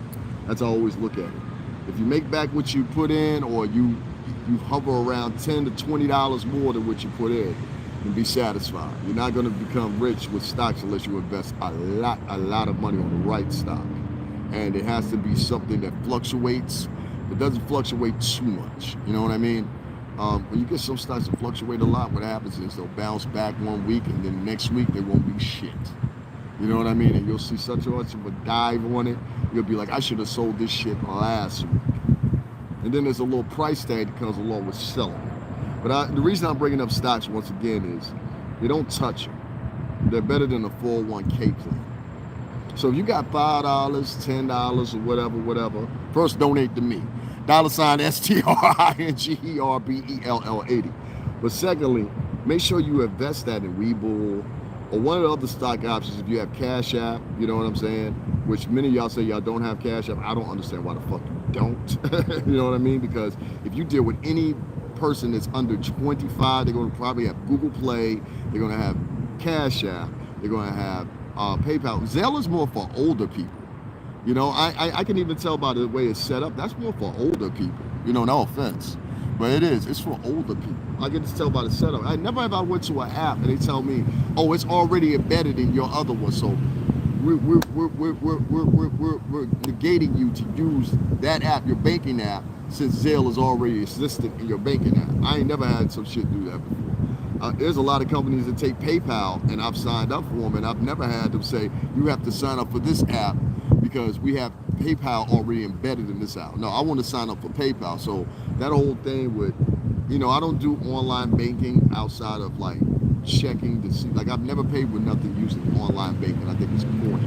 You know what I mean? I really don't like using electronic payments like via my phone and shit like that. I don't like doing that either because it's too much micro data in it, or what they call it, micro data, or macro, one of the two. But I don't like using metadata. There we go, metadata collection. I don't like using that shit like that. Like in New York, they have these things for the subway now. You can just tap your phone or whatever. But you gotta remember, all your information is in your phone nowadays. Passwords, information, birthday, everything that they can use to rip your ass off. There's this kid right now in Bitcoin that I think had ultimately like 3 tries to get his money out of Bitcoin. It's in the millions. And he couldn't get it because if he tried one more time, the third password would lock him out. So he totally would forfeit the money, basically. You have to start being more reliant, not on 401k plans, because those shits are a joke. You know what I mean? If they didn't teach you anything back in 2010, 2011, it would teach you this. Most people borrow out of their 401k for one. 2, when they borrow out of their 401k, they end up owing a lot more money in the end run for some reason or another. And then 3, there was such a big, I think the big surge happened for me when I seen that shit happen like 2010, 2011, when the 401k plans, they almost vaulted on each other because it was holding. The companies that were holding. So, you know, right there in that point, I said 401k plans are a joke. It's a great idea. And if you 55 plus now, 65 plus now, yeah, it worked out for you. You know, but not with the current generation. Stocks is the way to go. Zelle is for anyone who have a bank account. Yeah, I heard of him. So he said he can't get his money. Yeah. Zelle is for anyone who has I know Zelle is for anyone that has a bank account. I'm not saying that. I'm saying the demographic is targeted to. You understand what I'm saying? Like, I'll give you another example. I went to sign up for Zelle today. And when I went to go sign up for Zelle, what they did was, since Zelle is already embedded, meaning it's also on my banking app, what they did was they negated me to now go download my bank's banking app. You understand what I'm saying? And use Zelle within there. Does that make sense? So I was like, okay, but I don't do online banking. I very rarely, outside using my debit card, I don't use IR coding. I don't use, you know what I'm saying? I don't do any of that. I don't even like the motherfucking zap on my phone when I'm at Target and that's a discount. They got this little QR code thing boarded. I don't even like, I'm like, yo, what the fuck you grab? Because I know how shit works. So I'm just like, yo, I don't like that shit. Like, I just don't like it. And I've never had an app. And trust me, I've had all of them. I've had Davidson bullshit. I had, I have Cash App. I have PayPal. I have another one too that I don't use. Oh, GoFundMe. None of those negated me to another, you know what I'm saying? Another page and say, yo, download it in your banking app. That shit looks suspect to me. That's why I was like, nah, I'm not doing that. I'm not doing that. Then now the bank has see, with Cash App, the bank don't have no motherfucking trail of what I bring in. You know what I'm saying? With Zelle, they would, because it's linked to my bank. You know what I'm saying? Like, fuck all that. Nah, I'm good with that one. So, you know, it might happen, it might not. If that's what's holding you back from donating to me, I mean, that's cool, man. You know what I'm saying? You must not really want to donate to me that bad, because it takes literally 2 seconds to download Cash App, and it doesn't take you through all the processes that Zelle did at all. You know what I'm saying? And so, yeah, that's where I'm at with that. Super chats I don't do, because Google takes 30% of the super chats, meaning if you gave me $100, Google takes $20. You know what I'm saying? But if I transferred $100 from PayPal, I think it cost me $6. I don't even think it costs that much. I think it's like somewhere around about $3 or something like that. If it was Cash App and I withdrew that money and put it to my account, it would only be something like a couple, maybe $1.85 or something like that. So it's even less on Cash App. TMH, what's going on, brother? And you know what? I wanna address that real quick. So TMH Global, first of all, guys, I'm talking about donations and links and all that shit. First of all, I want to tell you thank you. All right, that's the first fucking thing. Little do you know, there's been times, bro, where I ain't have shit, and here you come out of nowhere, just like that. But I gotta be real with myself, and you know, being everything I went through, whatever, and everything I even gave before then and talked about before then, it's like, you know, I'm not in a situation right now where I would feel comfortable trying to evade you in your business. You know what I'm saying? The way that I can get back, and I believe I can get back, is anything that you need from me, anything you need to ask about me, about the industry or anything like that or whatever, or what I think about something, or maybe something in the meantime, not saying I don't want to work with you, I'm talking about in the meantime, you ask me, because I might be that decision in factor of whether or not you're trying to figure out something that might take you 6, 7 months, a year, 2 years, whatever. So I want you to always know that the door is open for you. Ask me any questions you want to, or whatever. But this is my experience, man. This, you know, like right now, I probably had like 9 people on my channel come here and say something negative, say something that wasn't needed, you know what I mean? Or whatever the case may be. And I'm just like, for what? You know what I'm saying? Or I've had people that followed me for months, which y'all seen.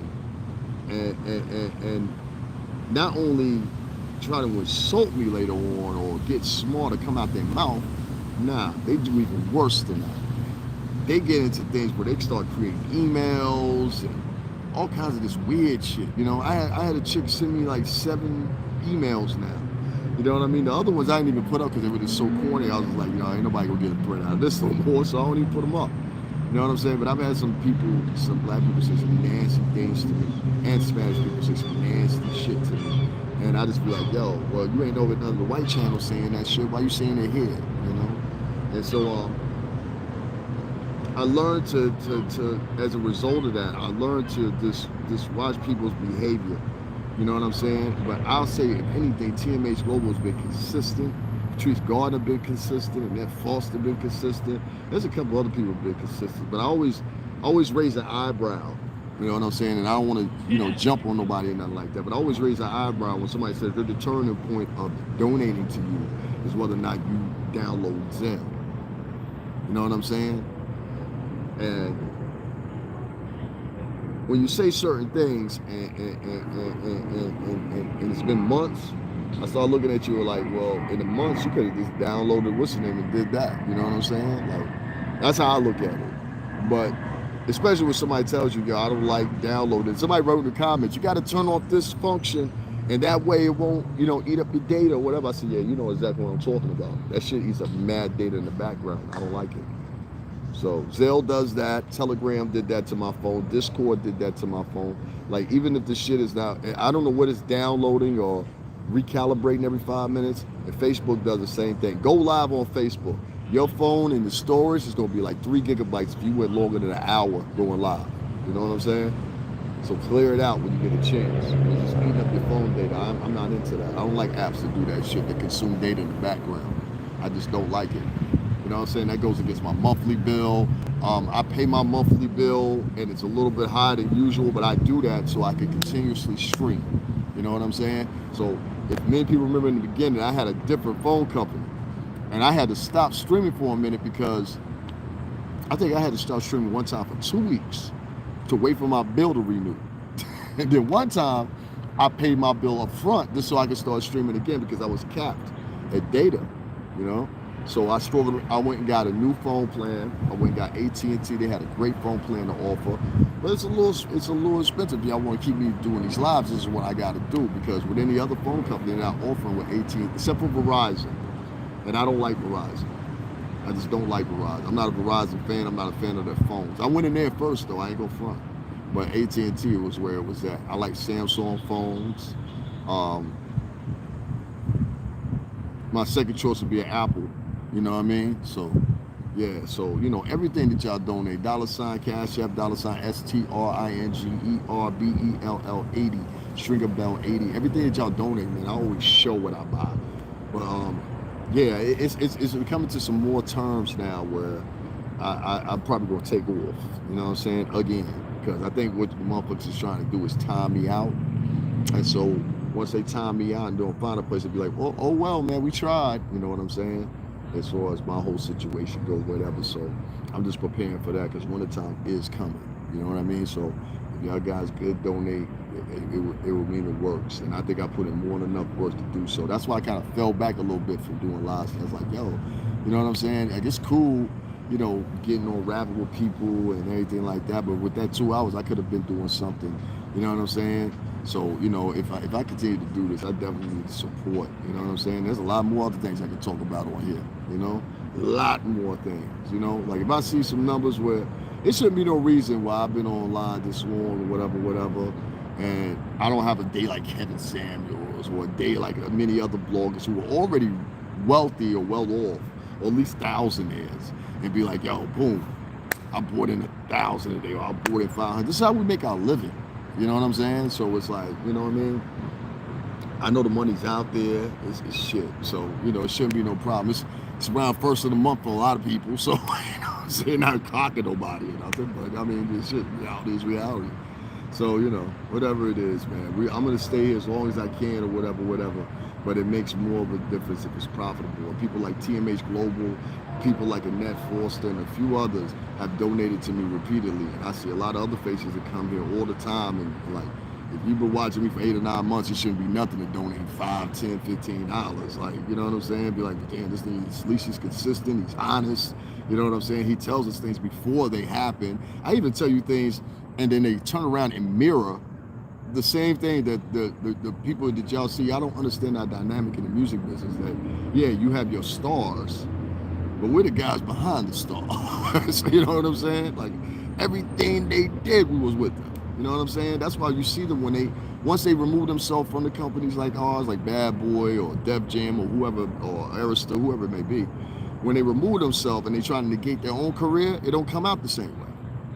That's why. Yeah, Zach did get too close. She said, Angel V, you heard of Zach TV as well, huh? Out in what was that? Chicago, right? Yeah. I hadn't talked about him in a long time because that happened back in 2018, I believe, and it's like 2021 now. So, you know, but our short memories nowadays, we tend to forget a lot of things. But that guy I do remember him very well. I was subscribed to his channel. And he's not the only one. There was another vlogger, I forgot what his name was, on YouTube. And it was eerie to me because he had gotten stabbed up by his girlfriend or something like that and killed. I know that guy too.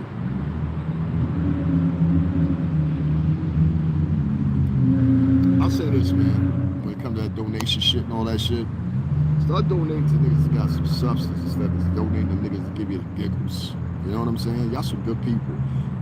You know, I see some people that come to my channel, won't donate to me, but go over to, and I've seen this with my own 2 eyes, I just don't say nothing about it. Go to other people's channel and donate to them. I'll be like, well, damn, that's fucked up.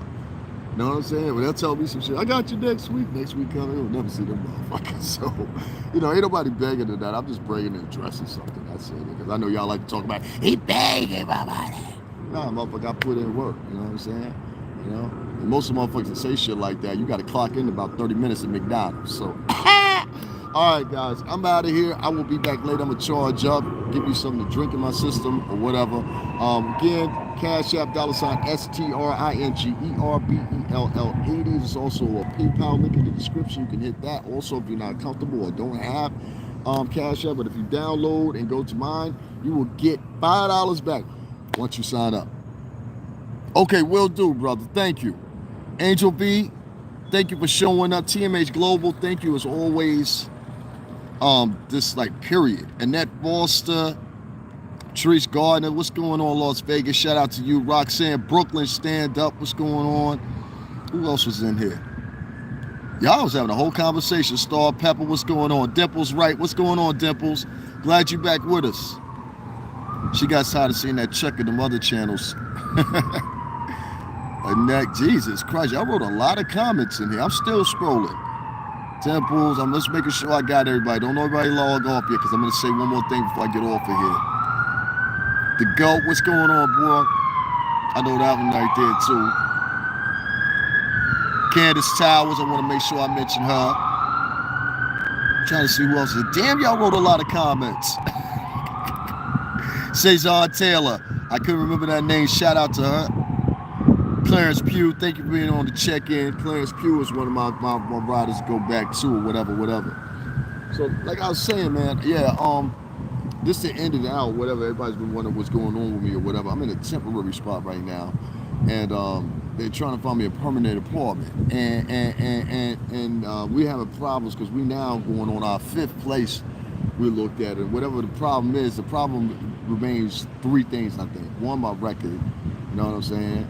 And then 2, the second thing that remains is the problem is my skin tone. You know what I'm saying? 3, the problem that remains is these motherfuckers have created this barrier wall, okay? And this is for people in the homeless shelter program. This is the funny thing about it. They had created this barrier in this wall because of the eviction thing, and for a lot of people, they were anticipating it.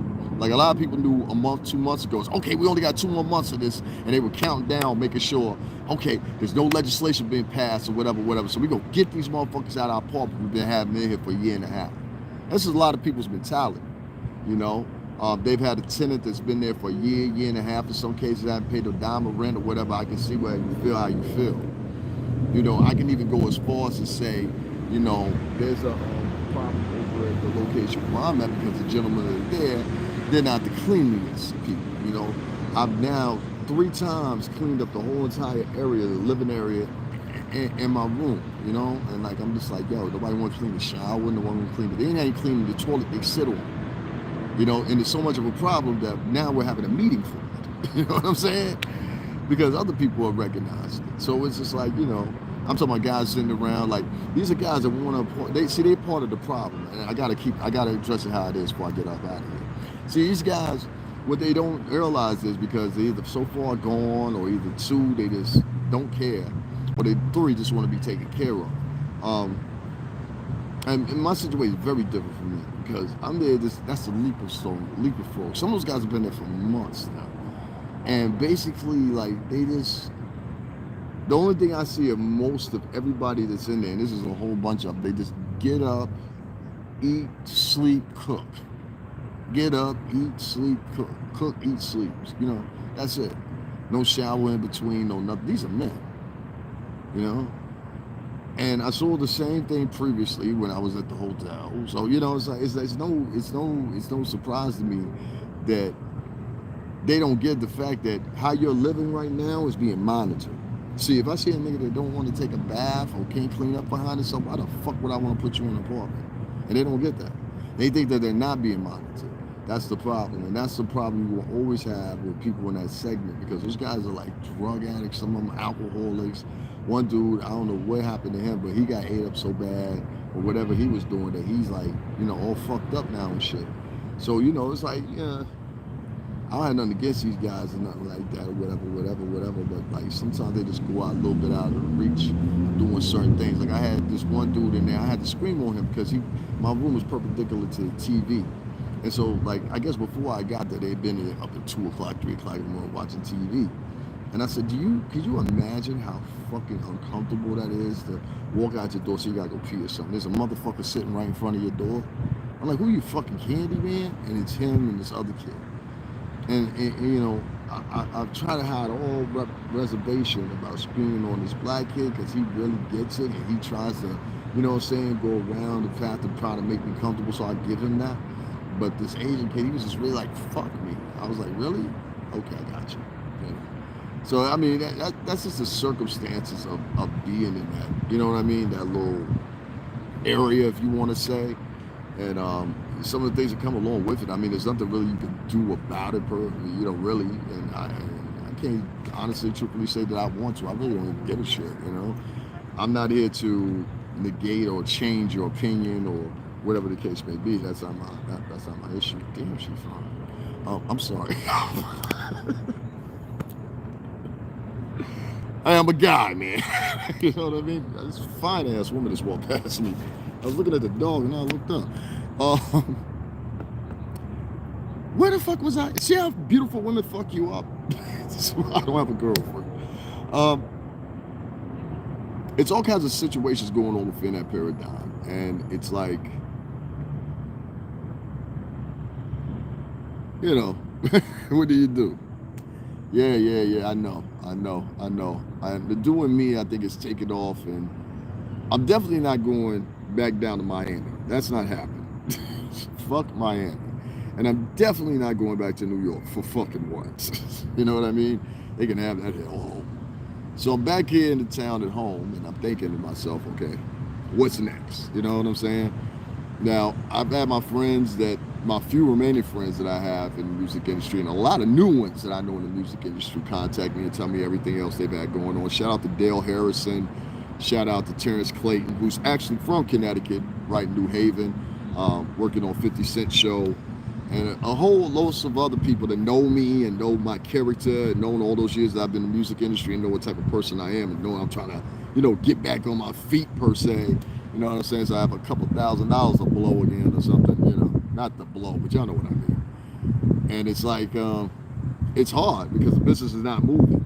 You know what I mean? It's not moving. The dynamic of the business has completely changed.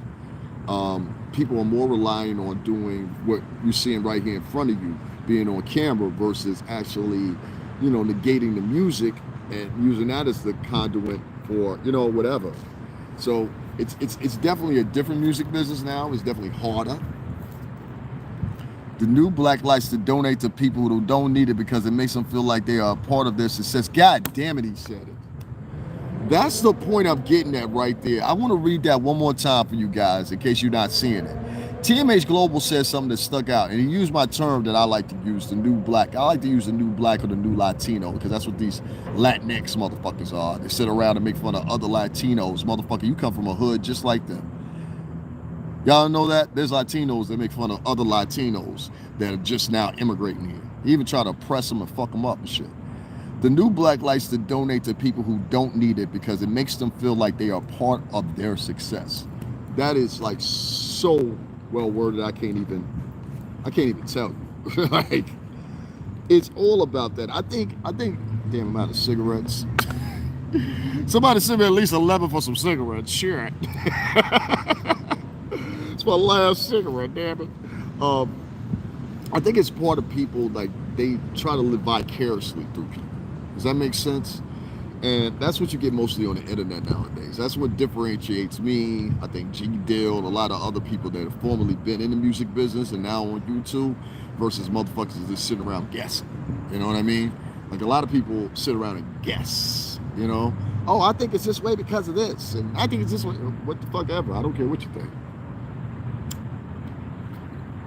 I know what happens. I know that formula hasn't changed in over 30 years. The same way basically they sell you a digital single is the same way they sold you a 45-inch record. Play by play. You know what I'm saying? You heard me say it right. The same way they sell a digital imprinted package to you of an artist is the same way that they sold a 45-inch record to you back in the day. It's the same fucking formula. The formula doesn't change. Y'all think the formula changed because it's repackaged and given to you differently. Same fucking formula. Same fucking formula. I know it when I see it from a mile away. I help execute it. So how could I not know? You know what I'm saying? I work for one of the best men in the business, which is Sean Prez. Feared and respected. Yeah, y'all can go ask Gene Deal that shit. You know what I'm saying? I doubt very seriously he'll disagree. You know, there's a video right here on this page. If y'all scroll down, if you're some of my new subscribers or new viewers, with Sean Perez talking very, very well about me and calling me his little brother. He said, that's my little brother right there. I did not leave the music business with a bad reputation. I didn't leave the music business cussing anybody out, except for a few motherfuckers. And I still love them big head motherfuckers, you know? They still follow me. You know what I'm saying? Family Feud, Jay-Z, nigga, so what? We was due for an argument. We ain't had an argument the whole entire time I was with y'all niggas, so it was due for one argument. Y'all fucked up. And Black Rob dying was giving you an example and a reminder what could have happened to me. Y'all don't know what happened. You know, that's a funny thing. I think I got one more that I'm gonna do about that because I want to do it as a reconciliation, you know?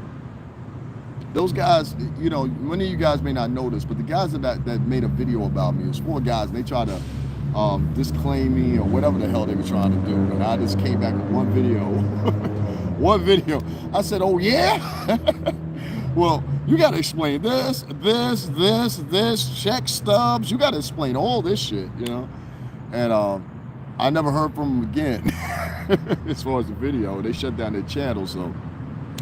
That video, I think, a date got like something, maybe like 1,100 views. And I think most of those views came from people in my comment section. Because they did this thing where they were taking the video, they copied and pasted. This is the links that some black people will go. You gotta realize this. They copied and pasted the link and put it, everybody that commented to me, they will put that link there. This person had his side of the story, but there's 2 sides of the story, you know, trying to negate the drama. This is what black and Latinos do a lot. Not all blacks and Latinos, but a lot of them. They love drama, they love investigating into it, especially the women. You have to watch what type of women you're dealing with when you're dealing with black and Latino women and white women nowadays. But I'm speaking more black and Latino women because that's what you're more closer to. You have to be very careful. A lot of these girls come from poverty, generations of poverty. And in this area of now where we have all these opportunities, they somehow sometimes fit into this dynamic or whatever. And they don't come to work the job. They come with retribution and want to be respected, you know? And sometimes with that wanting to be respected, they do a lot of disrespecting. I've seen this now done to white men, black men, and Spanish men alike, you know. And it's no job, it's no place for it in the workplace. I can say, when I worked at Bad Boy, I can't think of one female that I worked with that I disliked. Not one. Not one. That includes Keisha Combs, who most of y'all don't know, but Keisha Combs, Puff's sister, she wears glasses. She used to work at the front desk when we was over at when we first moved in across the street from Ed Sullivan Theater. And Puff, if you listening to this, do me a favor, take the fucking Bad Boy sign off the fucking building. Jesus Christ. Let me tell y'all, we had a building that was our own across the street from Ed Sullivan Theater where they filmed Tonight Show. And so, and this is in Midtown Manhattan. It's about I think it's 49th or 50th, one of the two, because it can't be too far up from 49th or 50th. It's right before you hit the Jeff Jam building. And so he moved out the building, but he left the Bad Boy emblem up on the building. And the sign looks decrepit. It's fucking falling off, all kinds of shit. Now, I guess he's trying to make it a stone cold of, you know, New York history. You could say once upon a time, you know, Bad Boy was here. Now we're in the Los Angeles offices, whatever the fuck. But take the sign off the damn building. It looks horrible. Like, if you go over there, you see the night show, and then across the street is our old building, and it's like, it's nothing but the framework that says Bad Boy Entertainment on it, and it's all dilapidated and shit. It looks disgusting. I'm gonna take some more of those pictures, and I'm gonna put them up for you guys so you can see it, and you be your own judge. Okay, thank you, TMH Glow. I appreciate it, man. It costs money to remove those signs, bro. And besides, it's a free advertisement. It is free advertisement, but at the same time, it's ridiculous to have it up there because it looks like an imprint of what once was. And that's what black people need to start. Listen, I come from the business aspect of things, so I don't have to sit here in front or whatever, show what I'm trying to say here. I don't have to prove my belonging. I think I've done it for years. I help black people get fucking hired time after time after time after again. And they never motherfucking hired me when I was having a rough time. Didn't even reach out and say, hey, you need something? You know, nothing. I've helped black people with their kids. I knew one particular friend of mine, and this is when I stopped doing this. One particular friend of mine here went to jail for some shit he had got into with something with his girl writing checks, bad checks. And so his girl was the premise of him going to prison in the first place. And so I didn't like that in the first place. But what I did was, Christmas time came around, he was in the joint. His family didn't mess with him like that. I probably spent somewhere about $700 on some kids that wasn't fucking mine. And then when this motherfucker gets out, I tell her, I say, don't tell him. She said, no, he gonna think I'm hiding something. I said, okay, well, go ahead and tell him. She goes ahead and tells him. And he turns around now and gets an attitude with me because I bought his kids some Christmas presents. I've let motherfuckers live with me. And then when I was in dire need, would not do the same for me. Would not do the same for me. I know a lot of people ask me that question before. Well, where's all your friends at? Everybody turned their back. I think some people love to see me fall because they looked at me a certain way. And the way I actually am and the way I look is totally different. And well, it's not totally different. It's not far-fetched at all. That's the wrong terminology to use. The way I look and the way I think are similar, are the same for me. But for other people, they're trying to figure you out. They're trying to read you. You understand? And I don't always leave an air of mystery behind with me, I think, as I've been told before. Because the pure simple fact, I don't want people to get the misconstrued fact that I am who I am outside of Puff or any fucking body else. I was in the streets, just like Puff was, before I jumped into the music business. And that's why I took so much of a fucking, like, insult when I heard from Gene Deal's lips today that niggas that we knew, like Heavy D and all them niggas were taking care of you when you was fucked up. Misa, I'm believing Misa was pregnant at the time, which is Justice's mother. Shout out to her. You know what I'm saying? You didn't know what you was gonna do. You had no money coming through. You know what I'm saying? And then I won't even say you promote, but in the name of you, we get 4 dudes that make a video about me that I previously used to work with. You know what I'm saying? Denouncing me for something that I got, 230,000 views on? But you motherfuckers struggled to get 1,000. And most of the 1,000 views that you did get came off my channel in the comment section because you wrote your comment probably, I think it was 135 comments I had to erase. Yeah, man. You know, and you know what? My uncle, what you just said, my uncle had said the same thing to me. He said the time between the time you like 35 and between, he said between 35 and 50, you're gonna find your roughest time. And he said the reason that is because at that time, those are the decisive years when you become who you gonna become most of the time for the rest of your life.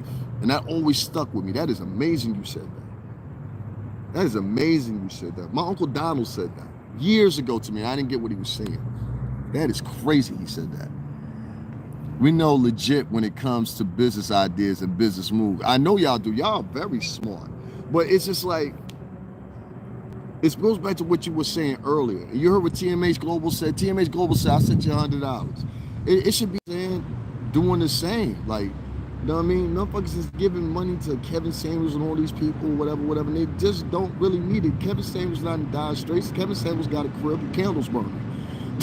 You know what I'm saying? And I like Kevin Samuels, shit. But you got to start, like, redistributing your money, man. And there's a lot of, I hate to say it, a lot of bloggers out here that have the numbers or whatever. And then this is another question I want to answer, too, for a lot of people. So the other day, I put up a video, right? And it was a clip. And that clip within, I think it was like 4 or 5 hours had garnered like 1,000 views, right? It's still up there. It's still gaining views. It's almost at 2,000 now because I don't promote it. And it was a short clip that I took of that incident that happened in Harlem that I showed you guys about. And that little short clip, which was like 35, 45 seconds, garnered 1,000 views. You know what I'm saying? So far, 1,000 plus views so far. But people was asking me, well, why does your longer videos, why are they this coattailing down or whatever? And I said, because of the way that YouTube puts you in the algorithm, especially because I got a strike against me. That strike that I had against me at one time, that really fucked up shit as far as the rotation and numbers. But every now and then I get my, I get my numbers, I get my views. I'm not worried about that. But, I still get my, my high value number videos or whatever. But sometimes I just don't be so quick to jump on shit because what you find out later on is it's a totally different thing than what they mentioned would happen. You know what I'm saying?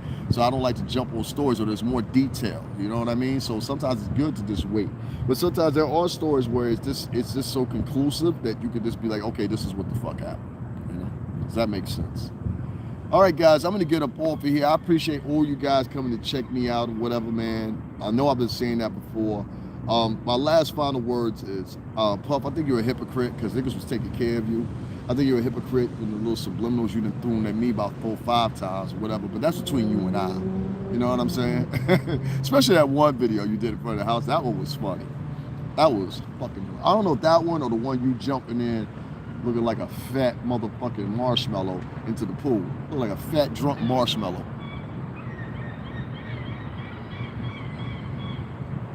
No, I didn't hear about that. 17,000 YouTubers were suspended for what? I will look into that. And that's why I tell y'all, send me stories. Only thing you have to do is copy and paste the link, put at me, tag me, and I'll see it. All right? And you guys let me know if you see something that you want to talk about or whatever. What I'm going to do is today, I'm going to go in and I'm going to look at that or whatever because it brings me up to this. On TikTok, there's a whole freaking movement going on because TikTok, and I noticed this, and Annette can vouch for me on this one because she was on that page. I had created a TikTok and I did my skits on there. And they were funny ass skits. And I think the first one I got somewhere damn near 11,000 views and they cut me down. Just took the channel over. And I said to myself, well, why would they take the channel away for? So then when I did 2 more videos, I put them up. When I put those 2 videos up, same thing happened. I asked it to myself, I said, yo, why is it that every time I put up a video now, it's not being, what's the name? What you say, Annette? Why is it not being seen? And then what I came to find out is they're suppressing people's views on TikTok. And now you got numerous people talking about it. You see what I'm saying? So you can't depend on these agencies for one, because a lot of you guys do. And you say, oh, okay, well, this is my material, or this is da. No, once you sign that agreement on that page, what happens is now all the material, that you put up and you publish, YouTube also owns. So you own nothing as far as publishing, redistribution, or leasing any type of property outside of it. You own nothing. Own nothing. TikTok did a pretty slick little job. When you put in any hashtag that had black anything added to it, Black Lives Matter, Black Prosperity, Black Wealth, Black this, anything that had black, they would not allow you to enter it. But if you put in something like white support, white supremacists, white whatever, it showed in this video that I saw, and several other ones that I saw, that you could. And it has started a whole bashing movement based on these videos that people are showing. You see, you have a sector of America, especially, and I hate to say it, white America, that doesn't believe, and this is not all of white America, of course, because I have tons of white friends, but there's a segment of white America and a segment of black America as well, and Latin America, that believes that no one is educated except for the white man. And you are innate from seeing anything that socially might affect you. Motherfucker, I worked in the marketing department for 3 distributors. All right? I see shit before it even happened most of the time. And my mind works like that. Now, I can tell you straight up and down, TikTok did that shit on purpose. The creators of TikTok is an entity that's not public, meaning they don't trade. I know this because I got fucking stocks. Remember, guys? So they don't trade publicly. Dunkin' Donuts, not Dunkin' Donuts, Krispy Kreme just started publicly trading not even a month ago. You know what I'm saying? Virgin Galactic just opened up at $53 a share. So that's something to jump into too, because they went down, and I think they went down to like $30-something, something like that. So if you see Virgin Galactic, grab that shit. It might not look like it's popping right now, but get that shit about 2 years, motherfucker. You know how much the tickets are? Justin Timberlake said, not Justin Timberlake, who's the one that used to be married? What's his name? He said, I can't afford this shit. Ask the culture. We're not going to have time. You're not going to have time. No, bitch, you can't afford it now because it's been a shutdown. Black TikToks has a lawsuit going on. Yeah, they do. People that don't read the agreements they sign when they create their accounts. Yeah, the agreements that if you guys don't know what I'm talking about, this is a term from the music industry and the media industry. It's licensing. See, I tell people all the time, it's a good idea not to do a lot of lives, and that's why I do some of my own joints or whatever. And what you can use in the court of law, I found out, is if you upload your own video, yes, YouTube can still own the licensing, but you do as well. If you do this one simple thing, upload that creation and make sure the editor engine that you use is there, and upload that creation to your cloud. And in the court of law, believe it or not, that is used to prove that you are the creator of that content without any disruption in the proceedings. Like I've seen now, I think it's probably like 15 to 16 different cases, one like that, where people will dispute and they'll say, well, we own the content that he's trying to license out at the moment. And if you own that content, you're going to have to prove that you own that content. And you're going up against an entity that probably has multi-millions, in some cases billions, at their disposal to fight your punk ass. So you got to remember that, you know. But I would tell you guys, in the future, when you do sign up, whether it's YouTube, whether it's whatever one that you're using, especially Facebook and Instagram, they both owned by Mark Zuckerberg, they have some of the most strenuous shit when it comes to licensing you ever believe. The only person that has a complete agreement with Instagram where they're monetarily getting fulfilled here is what is her name? The Jenner, Kris Jenner. Kris Jenner has been the only person that's able to work a deal out with Mark Zuckerberg as far as their imagery is concerned on Instagram. And they receive residuals. So anytime you pop up a picture of any of those Kardashian sisters, they're getting paid. If it's on a fan page, if it's on a whatever type of page it is that is not contestant with the Kardashian brand, they get paid for it. So they're one of the few people that was able to do that. Now there's lots of stars out there, in my opinion, that are way bigger than the Kardashian sisters, and they haven't been able to do that yet. You know, so this is very, very much something that's unique, something that you don't see all the time, and especially what is her name? Kris Jenner? Kris Jenner being the only person that could evidently get this pulled off. If you guys want to do some research about that, you can, and I also have a video. If you press my name and scroll down, it's a little bit further down, but I did a whole video about this. I miss Claiborne.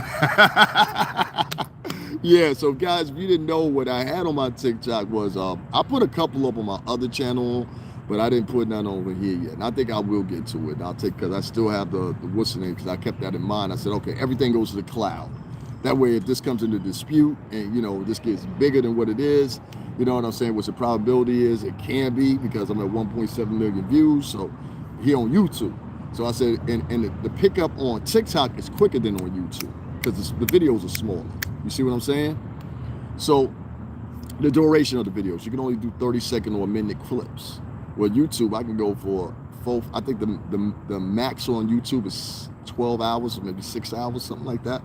I have an account that I can stream 6 to 12 hours because of the followers I got, you know. But yeah, guys, licensing might come into effect for you or whatever if you ever get blown off of social media. Kardashians, aka Trust Fund Babies, aka Father late Robert Kardashian, still has a law firm. Yes, he does. Shout out to Robert Kardashian, and motherfucking, let's not forget the one and only Johnny motherfucking Cochran, who still has offices in New York, Miami, Texas, and LA. You know what I'm saying? The Cochran firm is still well and alive. Johnny Cochran isn't. You know what I'm saying? Johnny Cochran and Rob Kardashian pulled the biggest heist ever, and they got OJ off. And I have to say, we all know OJ killed that bitch. Understandably, you know what I'm saying? Because for any white man to sit there and judge that, you got to judge the other white man that came in and killed their wife over the same shit. Be in my bed when you with another man and I've been with you for years and got kids with you and all that shit.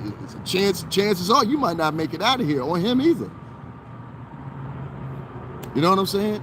Put yourself in that situation. You come home from a long day's work of busting your ass, or in OJ's case, he's a multi-millionaire at the time.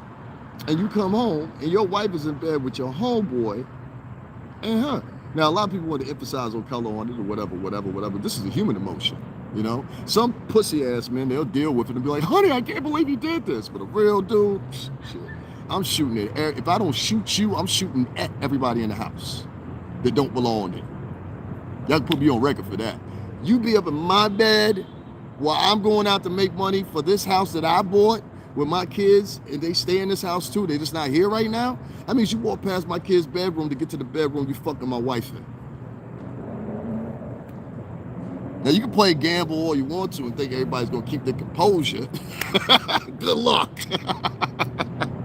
Have you watched CSI lately? You know what I mean? Fuck that shit. You know what I'm saying? I don't have to shoot you, but I will shoot at you. And I'll see you in court. And call the police. Matter of fact, hold on one second. Hi, give me the Jenkins firm, please. Yeah, tell them it's me. Because I will have representation. Please believe that. I don't need no court-appointed motherfuckers. That's one thing about working with these record companies and shit like that. You learn a lot of lawyers and everybody else. You know what I'm saying? To become friends with them. So I ain't worried about that shit. But I'll tell you this much, man.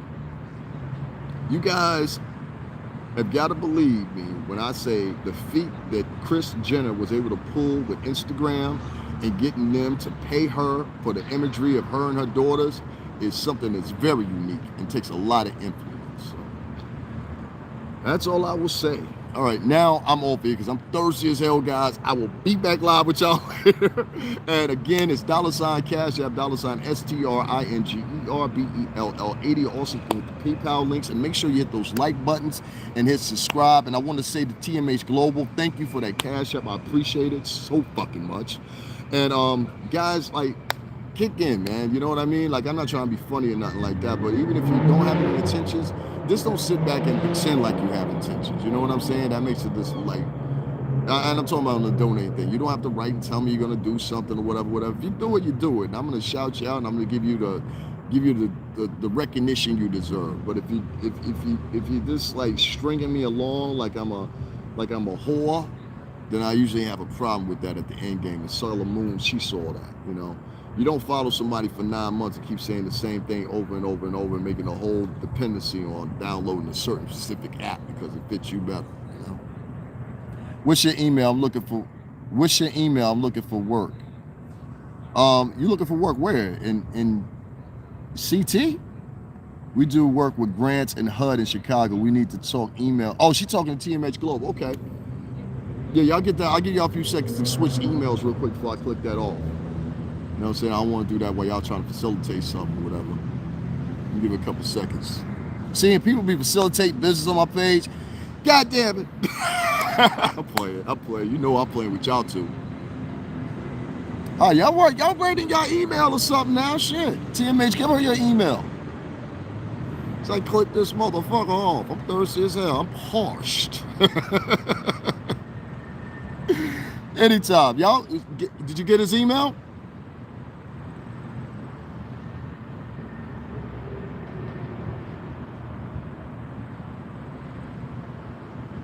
Well, TMH Global, you'll see a net all in the comments section. I really gotta get off because I gotta pee and I'm thirsty. But that's why I'm shaking my legs like that. Not yet? Okay, go ahead. You know I'll wait for you. Go ahead.